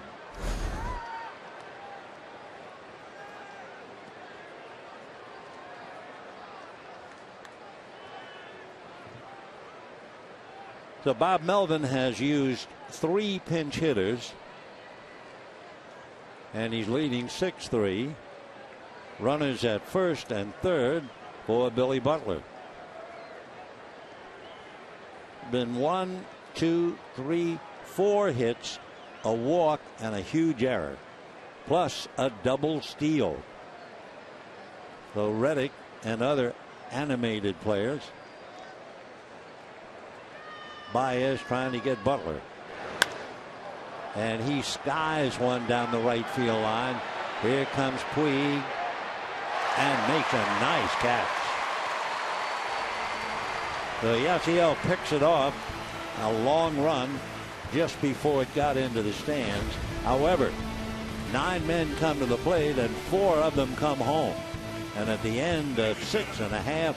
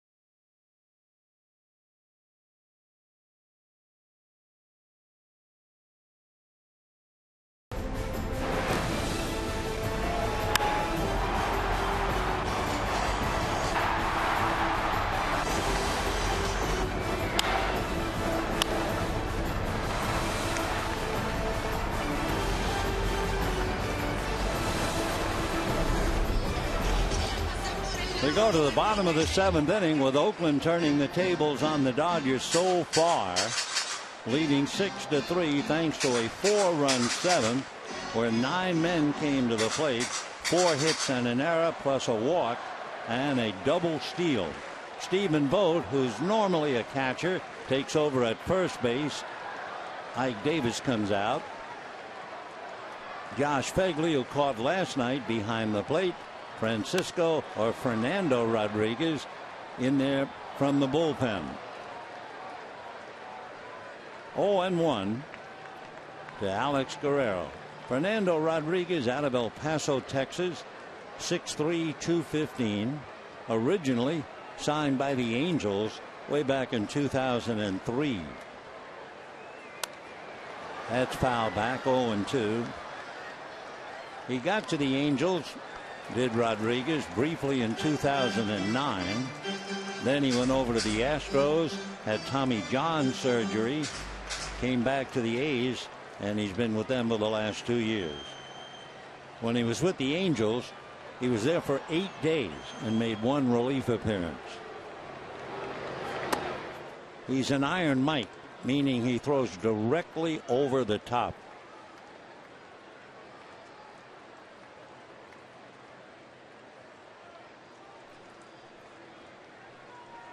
One ball and 2 strikes. Breaking ball hit foul. Guerrero has grounded to first, grounded to short, 0 for 2.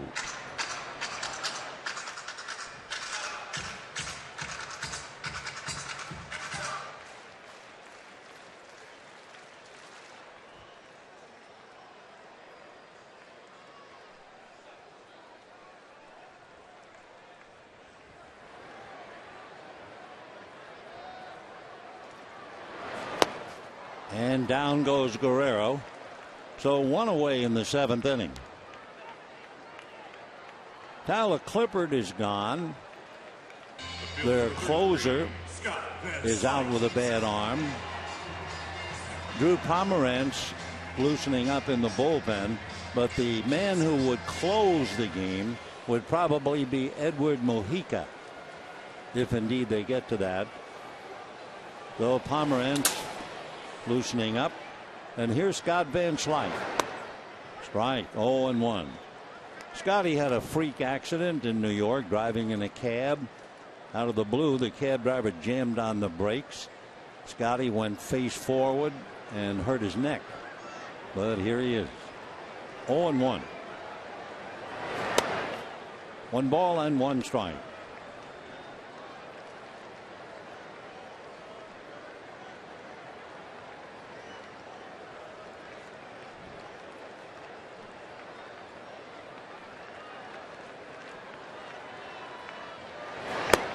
One and 2. Well, for a fellow who's coming back off Tommy John surgery, Rodriguez hits 94 on the gun. It's remarkable how many return and still throw so well. 2-2 the count.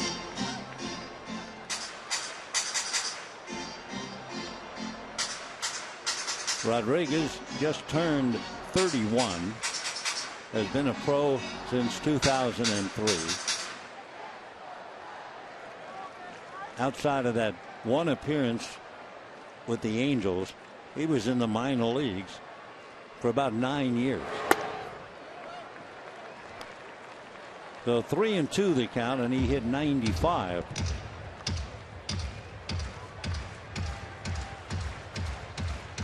Van Slyke with Jimmy Rollins, the leadoff man, on deck. And ball 4. So Van Slyke gets aboard with a walk. Since Puig's home run in the 4th inning, the Dodgers have only gotten 2 men on base, each on a walk. Gonzalez in the 5th inning, and now Van Slyke here in the 7th. Yasiel Puig has that 2-run home run, but that's really been the offense.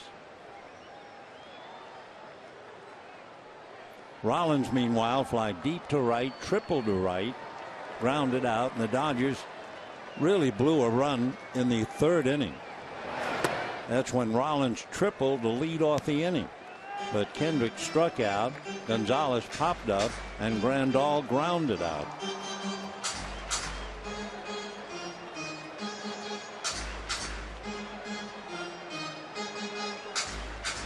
Rodriguez, after a brief message from Fegley. So he struck out Guerrero, walked Van Slyke, and here's Rollins.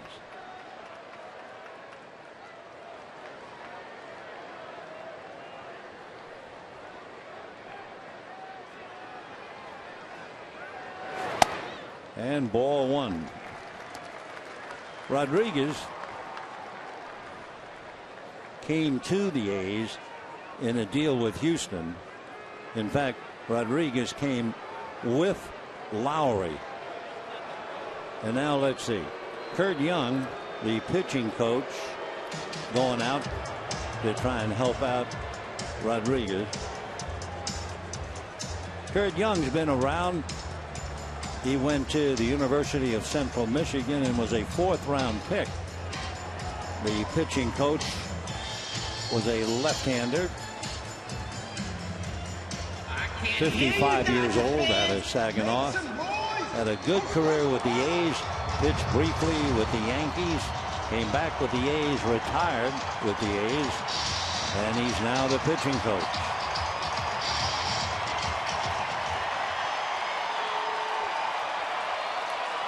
So a runner at first and a 2-ball no-strike count on Rollins with 1 out.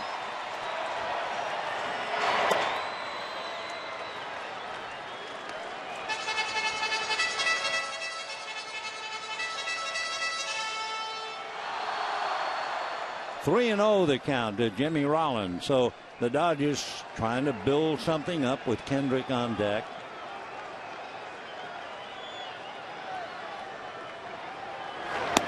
And a strike. 3-1. 1 out, 7th inning, 6-3. Oakland. Kendrick on deck.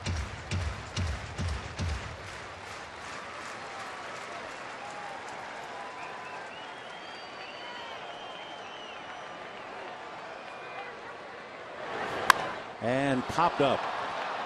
It will be Sogard for the second out. So 2 down, and Howie Kendrick coming up. Singled, stole third, scored in the first inning. Since then, struck out in the third and lined out in the fifth. And by the way, Kendrick made that error in the 7th inning, and you knew exactly what he was trying to do. Shift his body, catch the ball on the glove side, and be ready to throw to second. And he drew the error. He now has all of 4 errors. His last error was June the 10th. That's over 7 weeks ago, playing second base. So Howie has been solid in all areas. Just tried to do something in a hurry. So Kendrick 1 for 3. Hit the ball hard twice. His base hit and a line drive out. Ball 1. 2 down, 7th inning, 6-3 Oakland. 6 runs, 12 hits. 3 runs, 5 hits for the Dodgers. Oakland trailed 1-0 at the end of 3. They've only won 5 games all year when they're trailing 1-0 at the end of 3. But they're winning right now 6-3. Fastball strike. Rodriguez throwing 94 and 95. He's a big fella, 6'3", 215.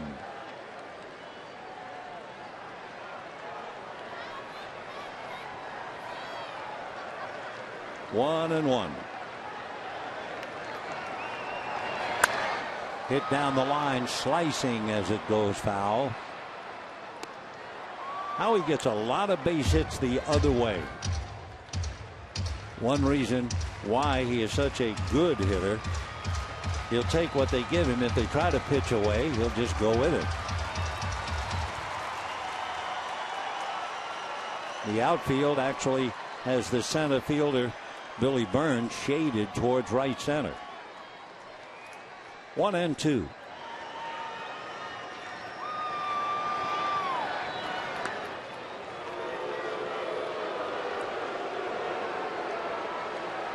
Nine men came to the plate in the 7th inning for Oakland. So Billy Burns, followed by Fegley and Reddick, they'll be coming up in the 8th inning. 1 ball and 2 strikes.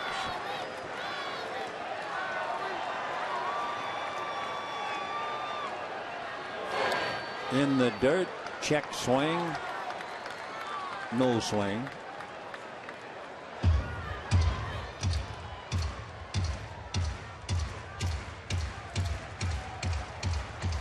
Two balls and 2 strikes. Kendrick, a little dirt on the front of the uniform on the chest. A reminder that he stole third in the first inning.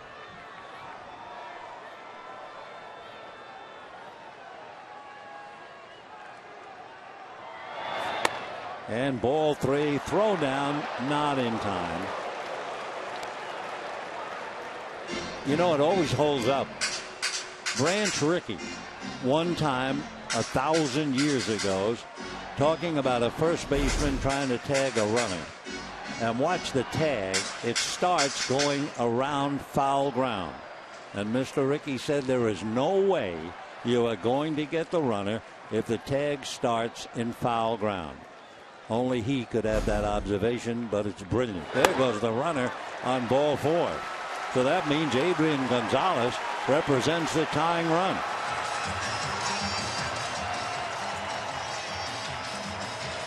And Bob Melvin now is not going to stay with Rodriguez, not after 2 walks. He has the left-hander, Drew Pomeranz, and I would assume he'll be going to get him. Pomeranz waiting for the call. He's gotten it, and he'll be coming in, and we'll be back.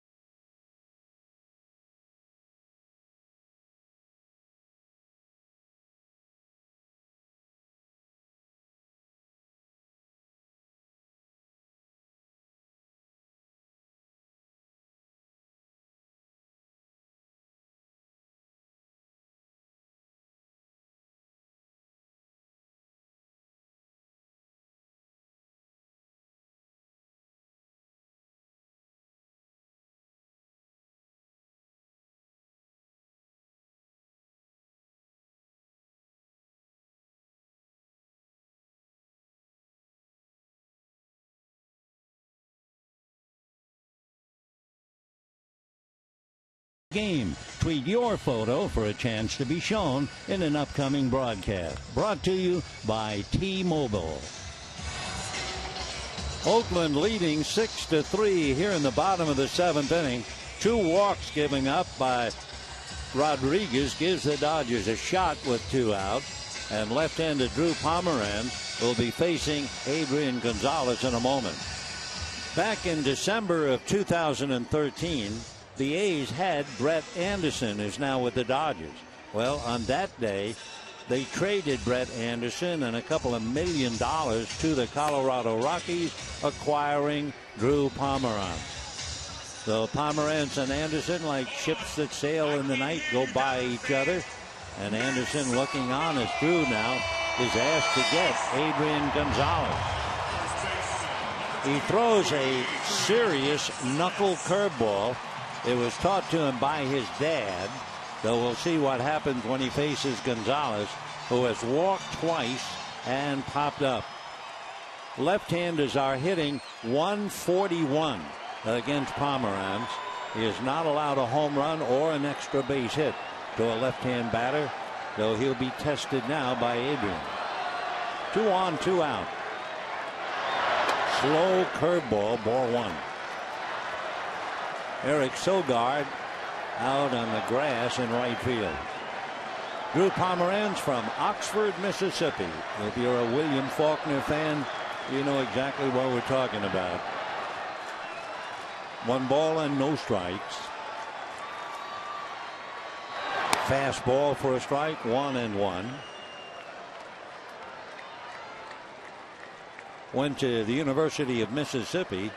His father was an infielder at Ole Miss, and it was his dad who taught him to throw that spike curveball when he was 11 years old. The knuckle curve. Slow curveball, a drive to deep center. Back to the wall goes Barnes. It's off the wall. 1 run will score. Into second goes Gonzalez with a double. It is 6-4 Oakland, and the Dodgers now have the tying runs at second and third as Gonzalez delivers. So that's the first extra base hit that Drew Pomeranz has given up, and it goes to Adrian Gonzalez, who doubles in Van Slyke. So now Yasmani Grandal, the batter, and you can see on the fly that hit a good 3/4 from the top of the wall. A long double. 27 doubles for Adrian. I think Adrian felt he might have hit that out. I think he was a little surprised it didn't clear the center field wall. Grandal is 0 for 3 batting left-handed, so now hitting right-handed. Fastball missed, ball 1.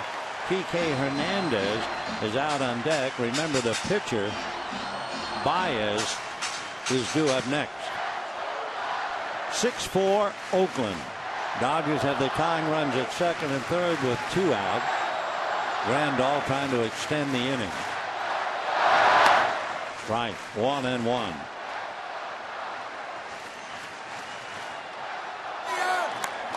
Big crowd, 51,788.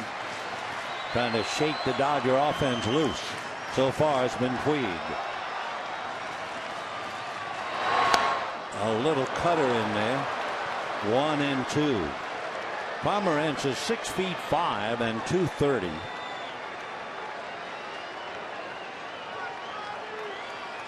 He'll be 27 in November. 1-2 the count. Fastball fouled off. Grandal hitting .276 left and hitting .286 right. The only difference, all of his power so far, 14 home runs, all batting left-handed. First base open. Bundy, the shepherd, trying to keep eyes on the 2 runners.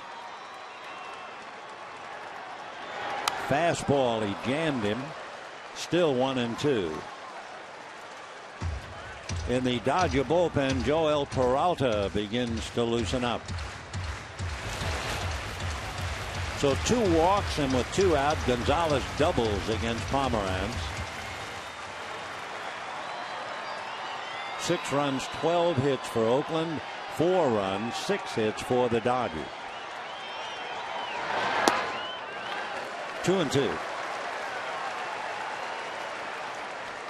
Pomeranz was a first-round pick by the Cleveland Indians in 2010.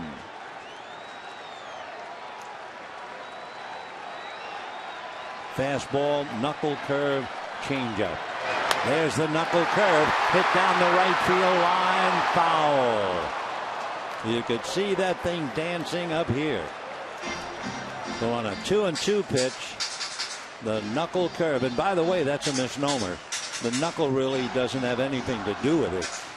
You sink the fingernail and then throw the curveball.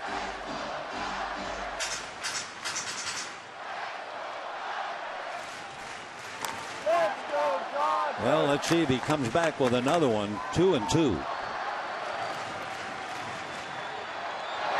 Fastball, whacked foul, and Grandal was all over that. He was guessing fastball, looking fastball, and crushed it foul. It was a 93-mile-an-hour fastball right there, up around the letters. Boy, he really had a hack at it. All right, it's still 2-2, and immediately Fegley goes out to Pomeranz and says, wait a minute now. You've thrown the knuckle curve, and he hit that foul down the right field line. Then you come back with a fastball at 93, and he pulls that thing down the left field line. 2 balls, 2 strikes, 2 out. Deuces are wild indeed, and the Dodgers trail by 2.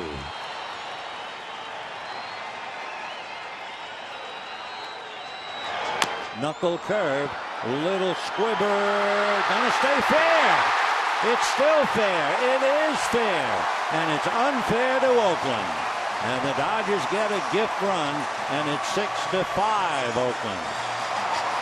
Boy, you talk about a game that is maddening. How about that one? A knuckle curveball squirted up along third base. The ball lands. They figured the best thing to do is let it roll. It rolled and stayed fair. Wow. So Grandal gets an infield single, his first hit of the night. Gonzalez advances to third. Kendrick, who was at third, comes home. And another meeting at the mound. Kurt Young talking to Pomeranz. Kiki Hernandez will be the batter. 6 runs, 12 hits for Oakland. 5 runs, 7 hits for the Dodgers. Dodgers led 1-0, 3-1, 3-2.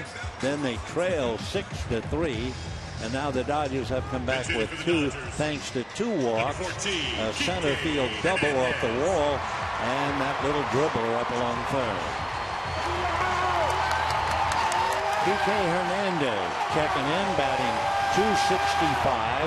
He has 3 home runs, 10 runs batted in, batting for Baez, and big numbers, .372 facing left-handed.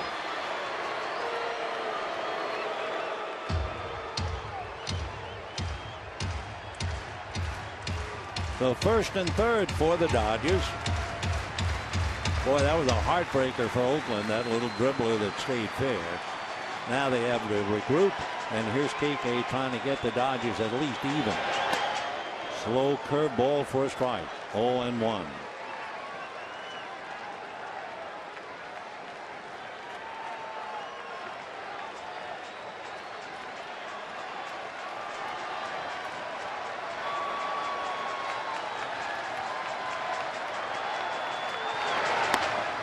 That's a little low, 1-1.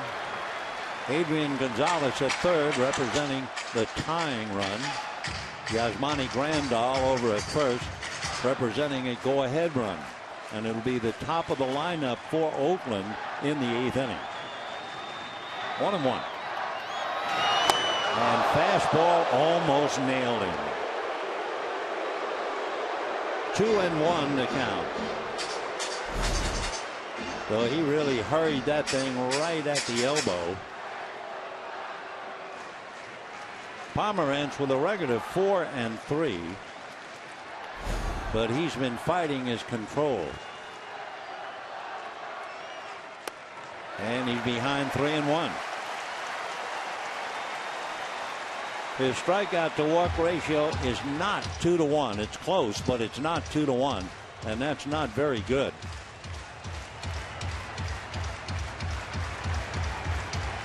Yasiel Puig waiting on deck.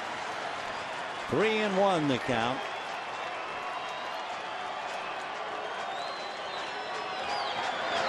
Fastball for a strike, 3-2. Pomerantz spent 3 years with the Rockies after that deal involving Brett Anderson. Came over to the A's in 2014. So 3-2 and 2 down. Grandal will be going. And it's going to go fouled on the line. Let's go, Dodgers!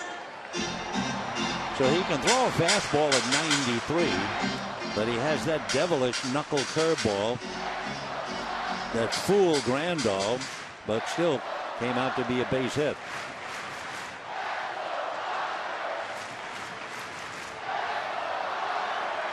Big pitch.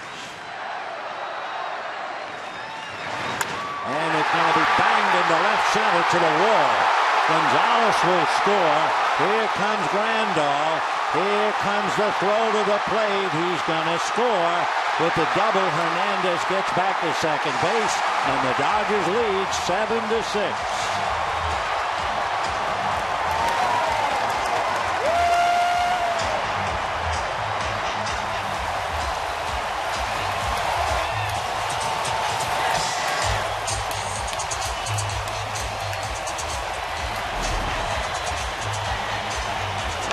Take another look. The 3-2 pitch is airmailed into left center field of the wall, driving in the tying and the go-ahead run. So the Dodgers have come up now. Their 8th man of the inning will be coming up. Dan Otero, a right-hander, will be called in. Pomerantz goes out. And the Dodgers have turned it around. Each team has scored 4 times here in the 7th inning. And the Dodgers again back to lead 7-6. We'll be right back.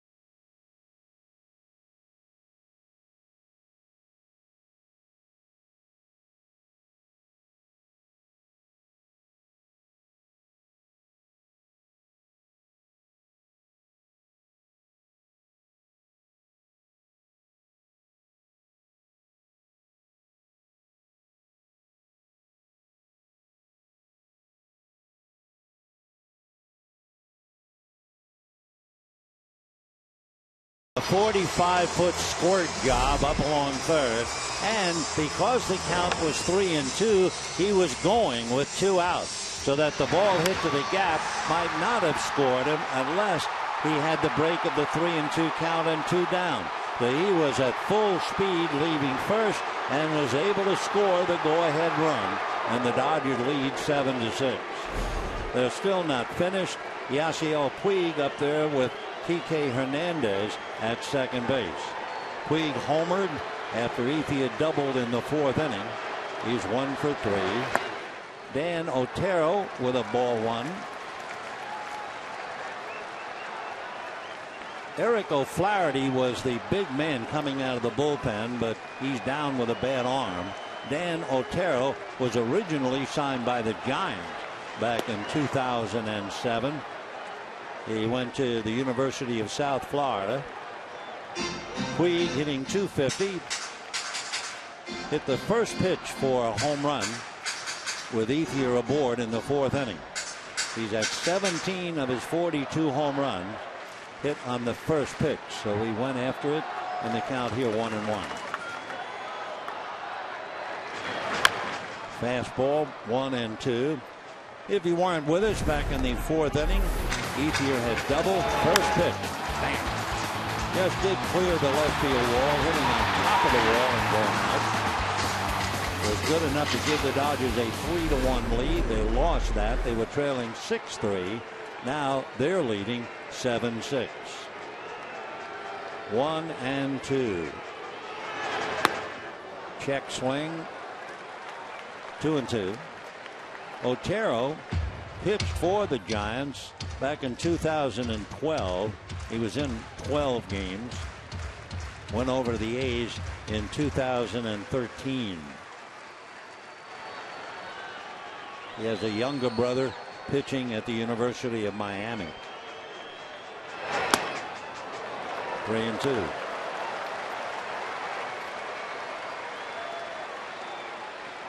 Dan also has a sister who rode at Princeton.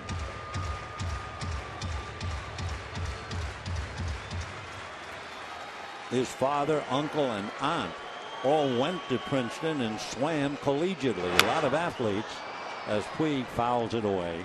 Still 3-2.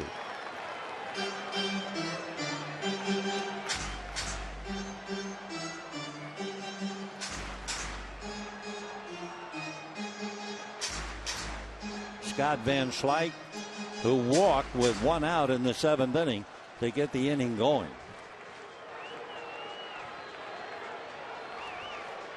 Three and 2. Hernandez at second. 2 out. 7-6 Dodgers. A shot by the diving third baseman Brett Lowry. Here comes Hernandez. He will score. Into second base safely is Puig.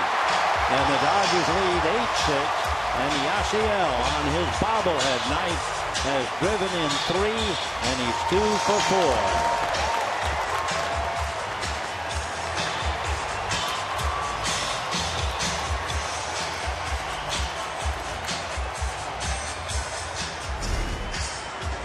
So Yasiel drives it by the diving Brett Lowry. Sam Folds' throw cut off. No play at the plate. They try to get Yasiel, and he's barely in there. So the inning continues, and they're going to protest that play at second and ask for a review. So for Melvin, he came into the inning 6-3 leading. He's now down 8-6 as the Dodgers have scored 5. But here's the big play. He gets him on the left leg, and it doesn't look like the right foot's on the bag at all. So at least on that first look, Puig would be out. But the umpires will check with New York, and we'll find out in a moment. Either way, he has himself a single and a run batted in. The second base umpire is Ron Kolpa. Again, the tag is on the knee, and the foot, I don't believe, is on the bag. Doesn't look it. So at least from our view, he would be out. But the official review yet to come.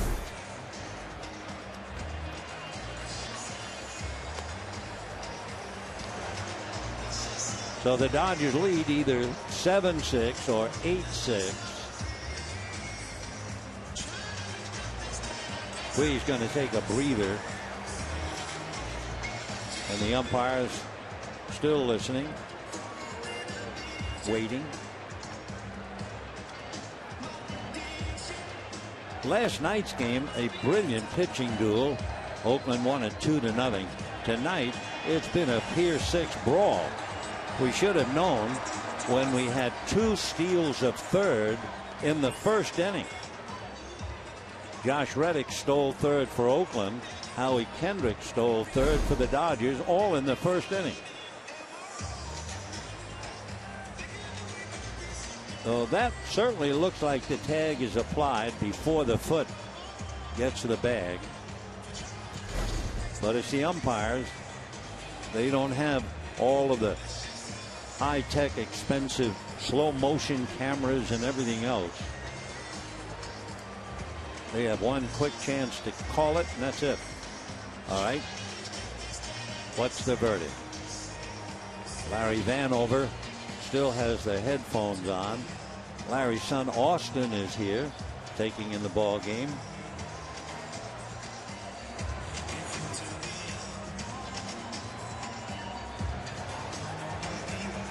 So the father is a major league umpire, and the son is a place kicker, and he is out. And that was a good call. All right, Larry, we get you.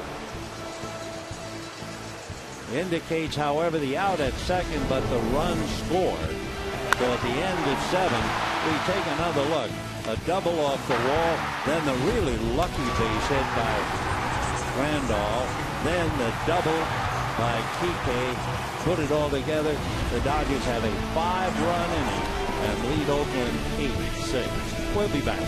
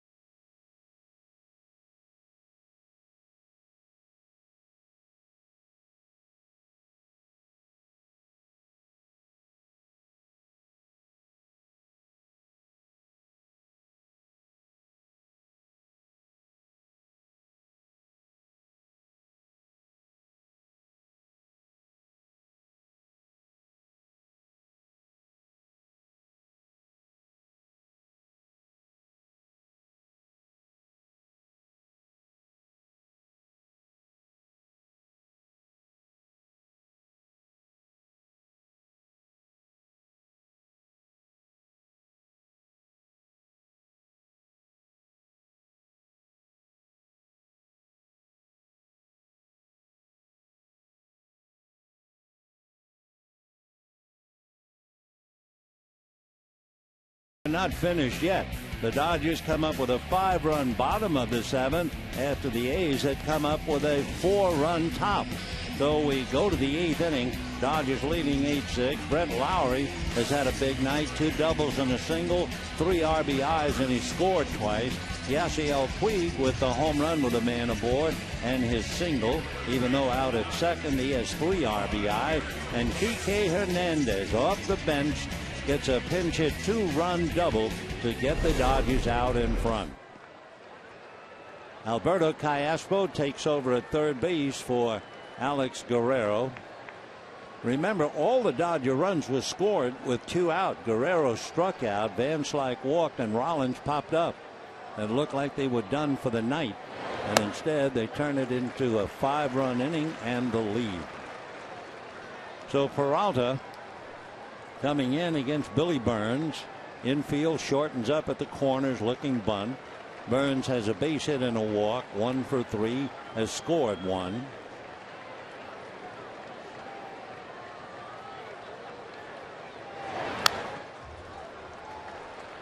Oh, and 2. Burns hitting .304. No power. He has 2 home runs. His job is to get aboard, steal bases, and make things happen.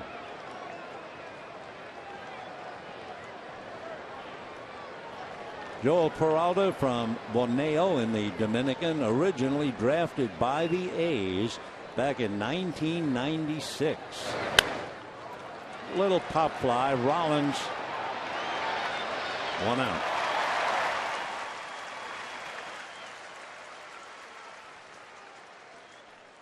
That'll bring up Josh Figley, the catcher, who singled as a pinch hitter for Ike Davis and eventually scored in that 7th inning. Dodgers were leading 3-1, then 3-2. Then Oakland scored 4 to lead 6-3, and the Dodgers come back with 5 to take an 8-6 lead.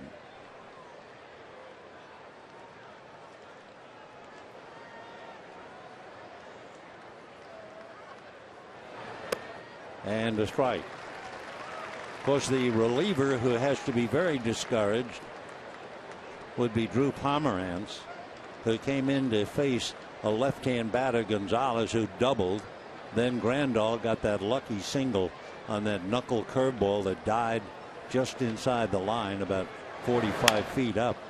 One hopper, knocked down, recovered, throw to first. Plenty of time to get the catcher, Figley.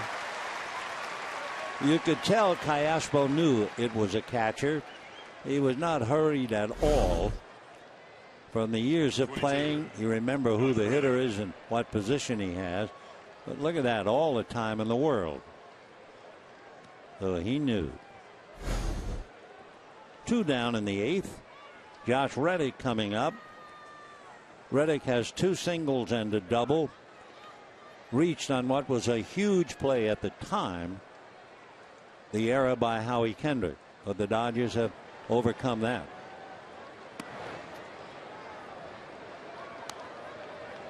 Peralta, as we said, signed with the A's in 1996, but came up with the Angels. Never made it to Oakland.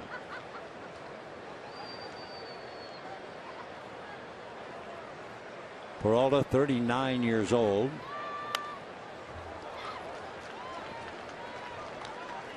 One ball and one strike.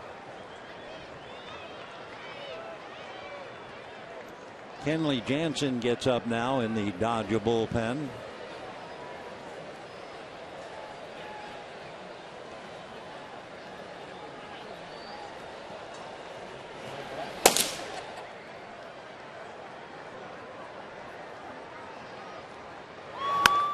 Fly ball down the left field line. Going back on it is Van Slyke.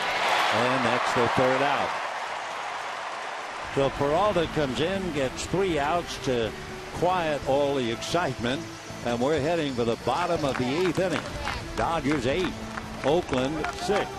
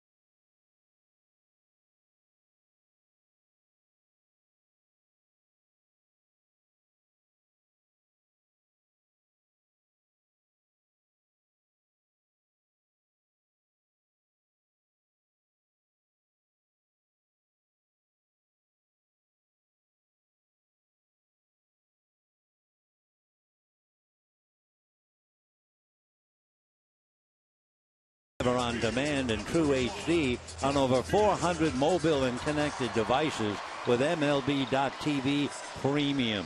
Real-time highlights, live look-ins, pitch tracking, etc. every night on every device. Blackout and other restrictions do apply. So visit MLB.TV for details. Josh Peterson will start it off. Jock has struck out twice and fouled out. Facing Dan Otero. Right, 0-1.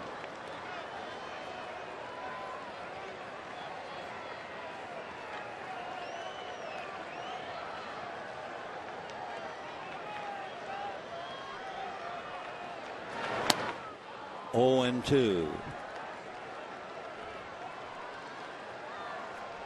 Jock hitting .226. He'll be followed by Callaspo and then Van Slyke.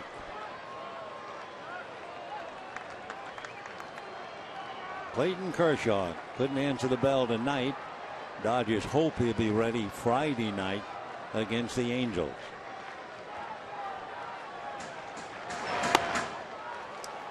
So Peterson strikes out. Another tough night for Jock. Strikes out 3 more times. 1 down. And the batter now, Callaspo. Third baseman, Alberto Callaspo. You have to hope. Doesn't make any difference which team you'd be rooting for, but you have to hope that Clayton Kershaw is healthy so that Kershaw and Greinke can go head to head with Pujols and Trout. And you also have to hope that Trout's okay, that his wrist will allow him to play. That would be really disappointing if we didn't see those confrontations. Ethier talking to Greinke.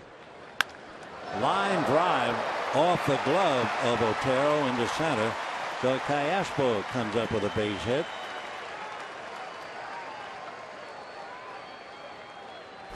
The fielder, number 33, Scott Van Slyke. Just off the glove. So Callaspo at first with 1 out. Scott Van Slyke, the batter. Van Slyke with 1 out started the inning with a base on balls and scored on the double by Gonzalez. That was an interesting moment. Pomerantz and Gonzalez. And there's a fly ball to left. Fold was deep and makes a diving catch for the out. Oh, what a nice play by Sam Fuld out there in left field. He gets a round of applause from his teammates. And Van Slyke losing a hit. That looked like a cinch to drop to everybody but Fuld. Wonderful play. So 2 out in the 8th. 1 more angle. So Van Slyke is definitely out, right? So 2 down, and Jimmy Rollins coming up. That's going to be all for Dan Otero. Eric O'Flaherty will be coming in. We have a moment to reflect. The big at bat in the game, really. Adrian Gonzalez facing Drew Pomerantz. Remember, left-handers were hitting 141 against Pomerantz, who had not allowed a home run, had not even allowed an extra base hit. And Gonzalez doubled high off the center field wall, and the Dodgers had a 5-run inning and an 8-6 lead. We'll be back.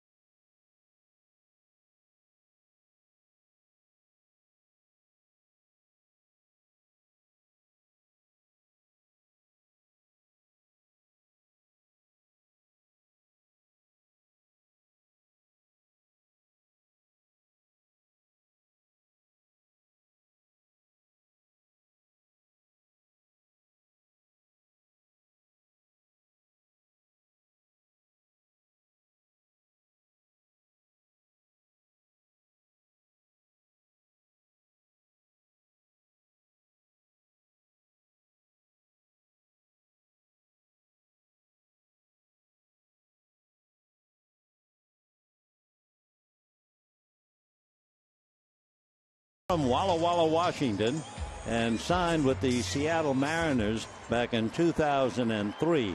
He's 30 years old, signed out of high school. Both parents went to Whitman College in Walla Walla. He was going to head that way. Then he was going to go to Oregon State and instead decided to be a pro. O'Flaherty is 6'2", 220, 30 years old. Jimmy Rollins hits one down the left field line fair. At second is Callaspo, and he's going to go to third easily on the throw coming in. Rollins advances to second. So the Dodgers aren't finished against the bullpen of Oakland. So Rollins a double and a triple tonight. Callaspo goes to third. And with two out, Howie Kendrick coming up. So Rollins has been busy.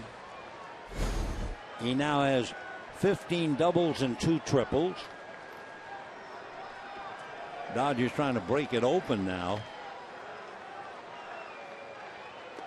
0-1. O'Flaherty, the left-hander facing Kendrick, had Tommy John surgery in the middle of 2013. In May, he had a bad shoulder and was on the DL for a month.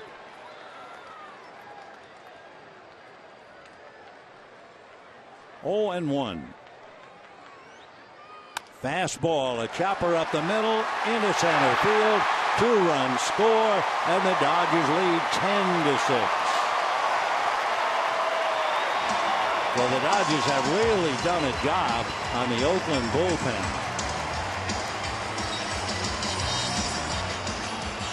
So Kendrick, his second hit, 2 runs batted in. 10 runs, 12 hits for the Dodgers. 6 runs, 12 hits for Oakland. Who at one time led the Dodgers 6-3.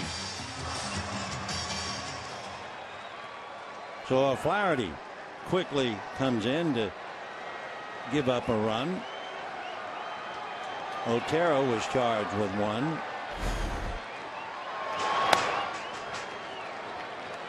Adrian Gonzalez popped up, walked again, and then had the big hit, the double off the center field wall against Drew Pomeranz.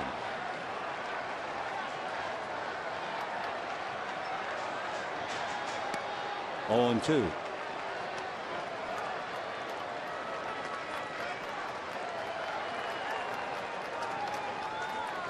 Of course, when it's all over, the nightmare moment for Oakland would be the ball that Grandal hit. I think it was a knuckle curve, and he hit it about 45 to 50 feet up along third, and it stayed fair. And that broke the back of the Oakland A's. That will do it. So Gonzalez had the big double against a left-hander, strikes out against another left-hander, but the Dodgers add 2 more. And at the end of 8, lead Oakland 10-6, and here comes Kenley.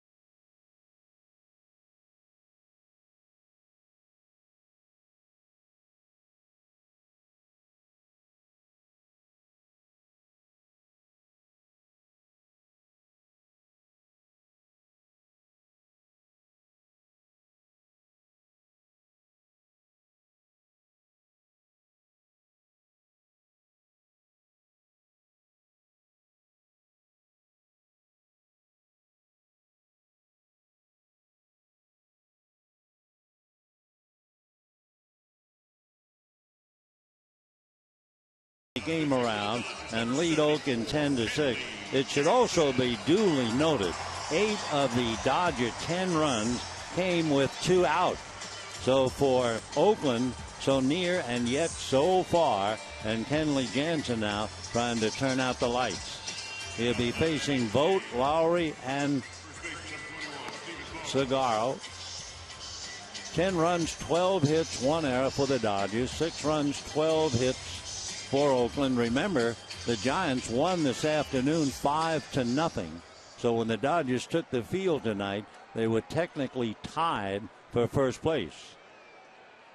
So had the Dodgers lost tonight, they would have been out of first place and a half a game back of the Giants for the first time since May 30th.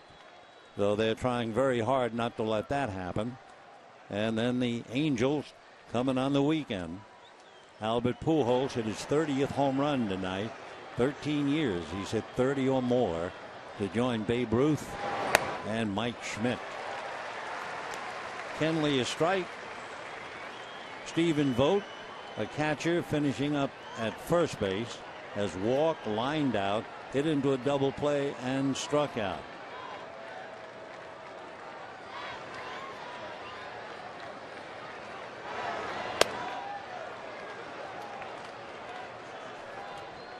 Kenley Jansen, 2-1, an earned run average of 2.2. In about 24 innings, he's allowed 13 hits. And he has that remarkable combination: 3 walks, 43 strikeouts.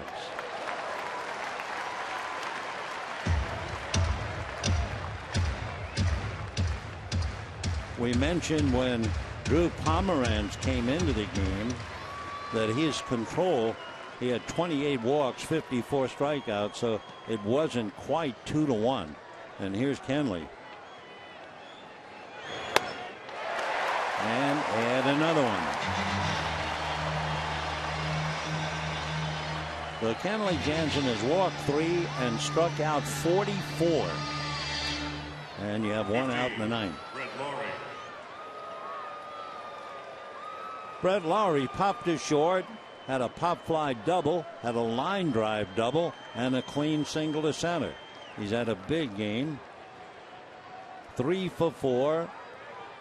Scored twice, knocked in 3. Strike.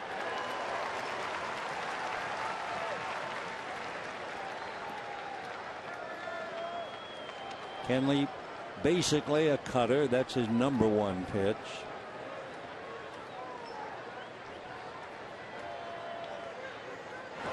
That's the fastball at 93. Remember his last time out in New York, got 2 quick strikes on Juan Uribe, tried to throw another cutter, and it straightened out and was just a fastball right down the middle, and Uribe knocked it up against the left center field wall to win the game for New York.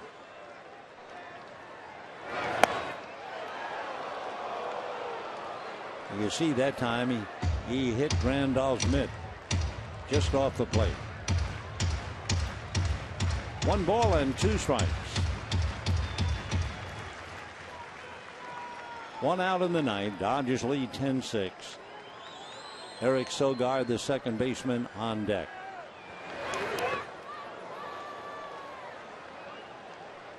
Two and 2.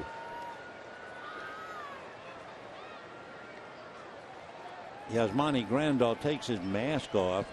Let's take a look at that pitch if we can. Grandal's had enough shots in the mask. See what happened on that pitch. Bounces up and nails him on the left side of the mask. All right, 2 and 2. Foul ball.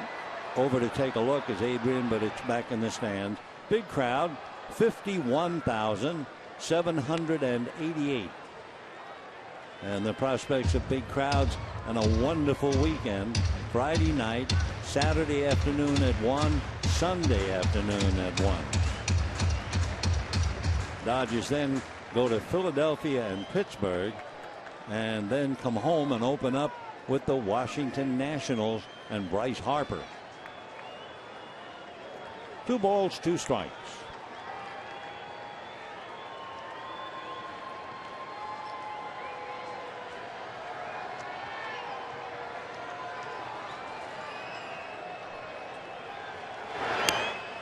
Three and 2.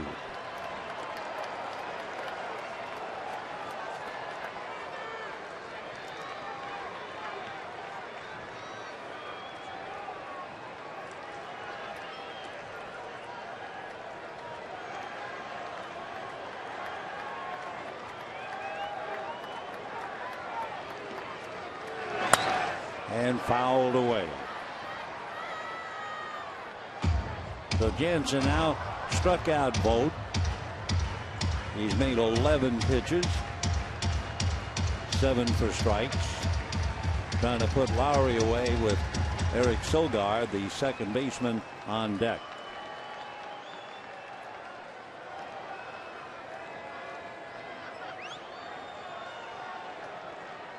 Three and 2.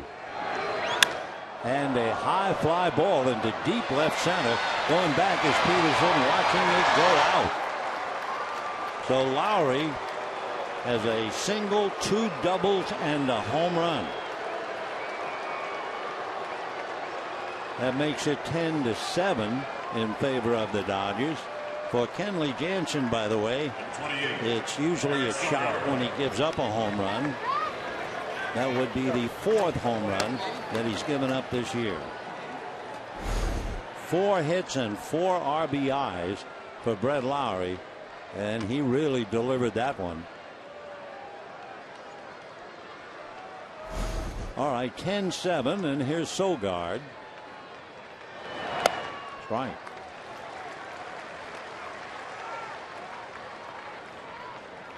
Sogard had struck out twice and flied to left, but then came up in the 7th inning and had a big hit to drive in 2 of the 4 that scored in the top of the 7th inning.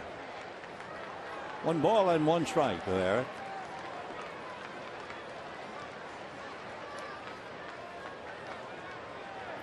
Jansen in his 26th game.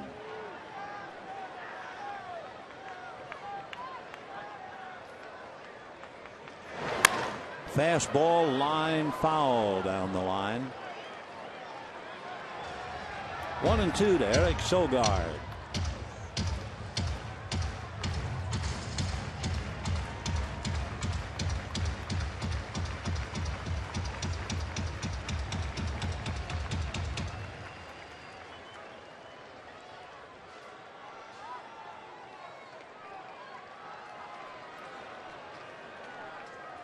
Dodgers 10, Oakland 7, 1 out, 9th inning.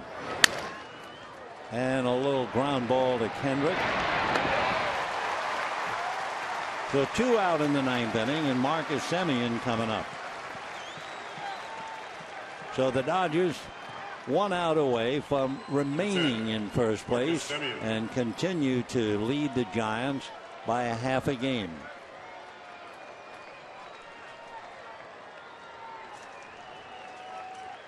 Ten runs, 12 hits, 1 error for the Dodgers. 7 runs, 13 hits, and no errors for Oakland.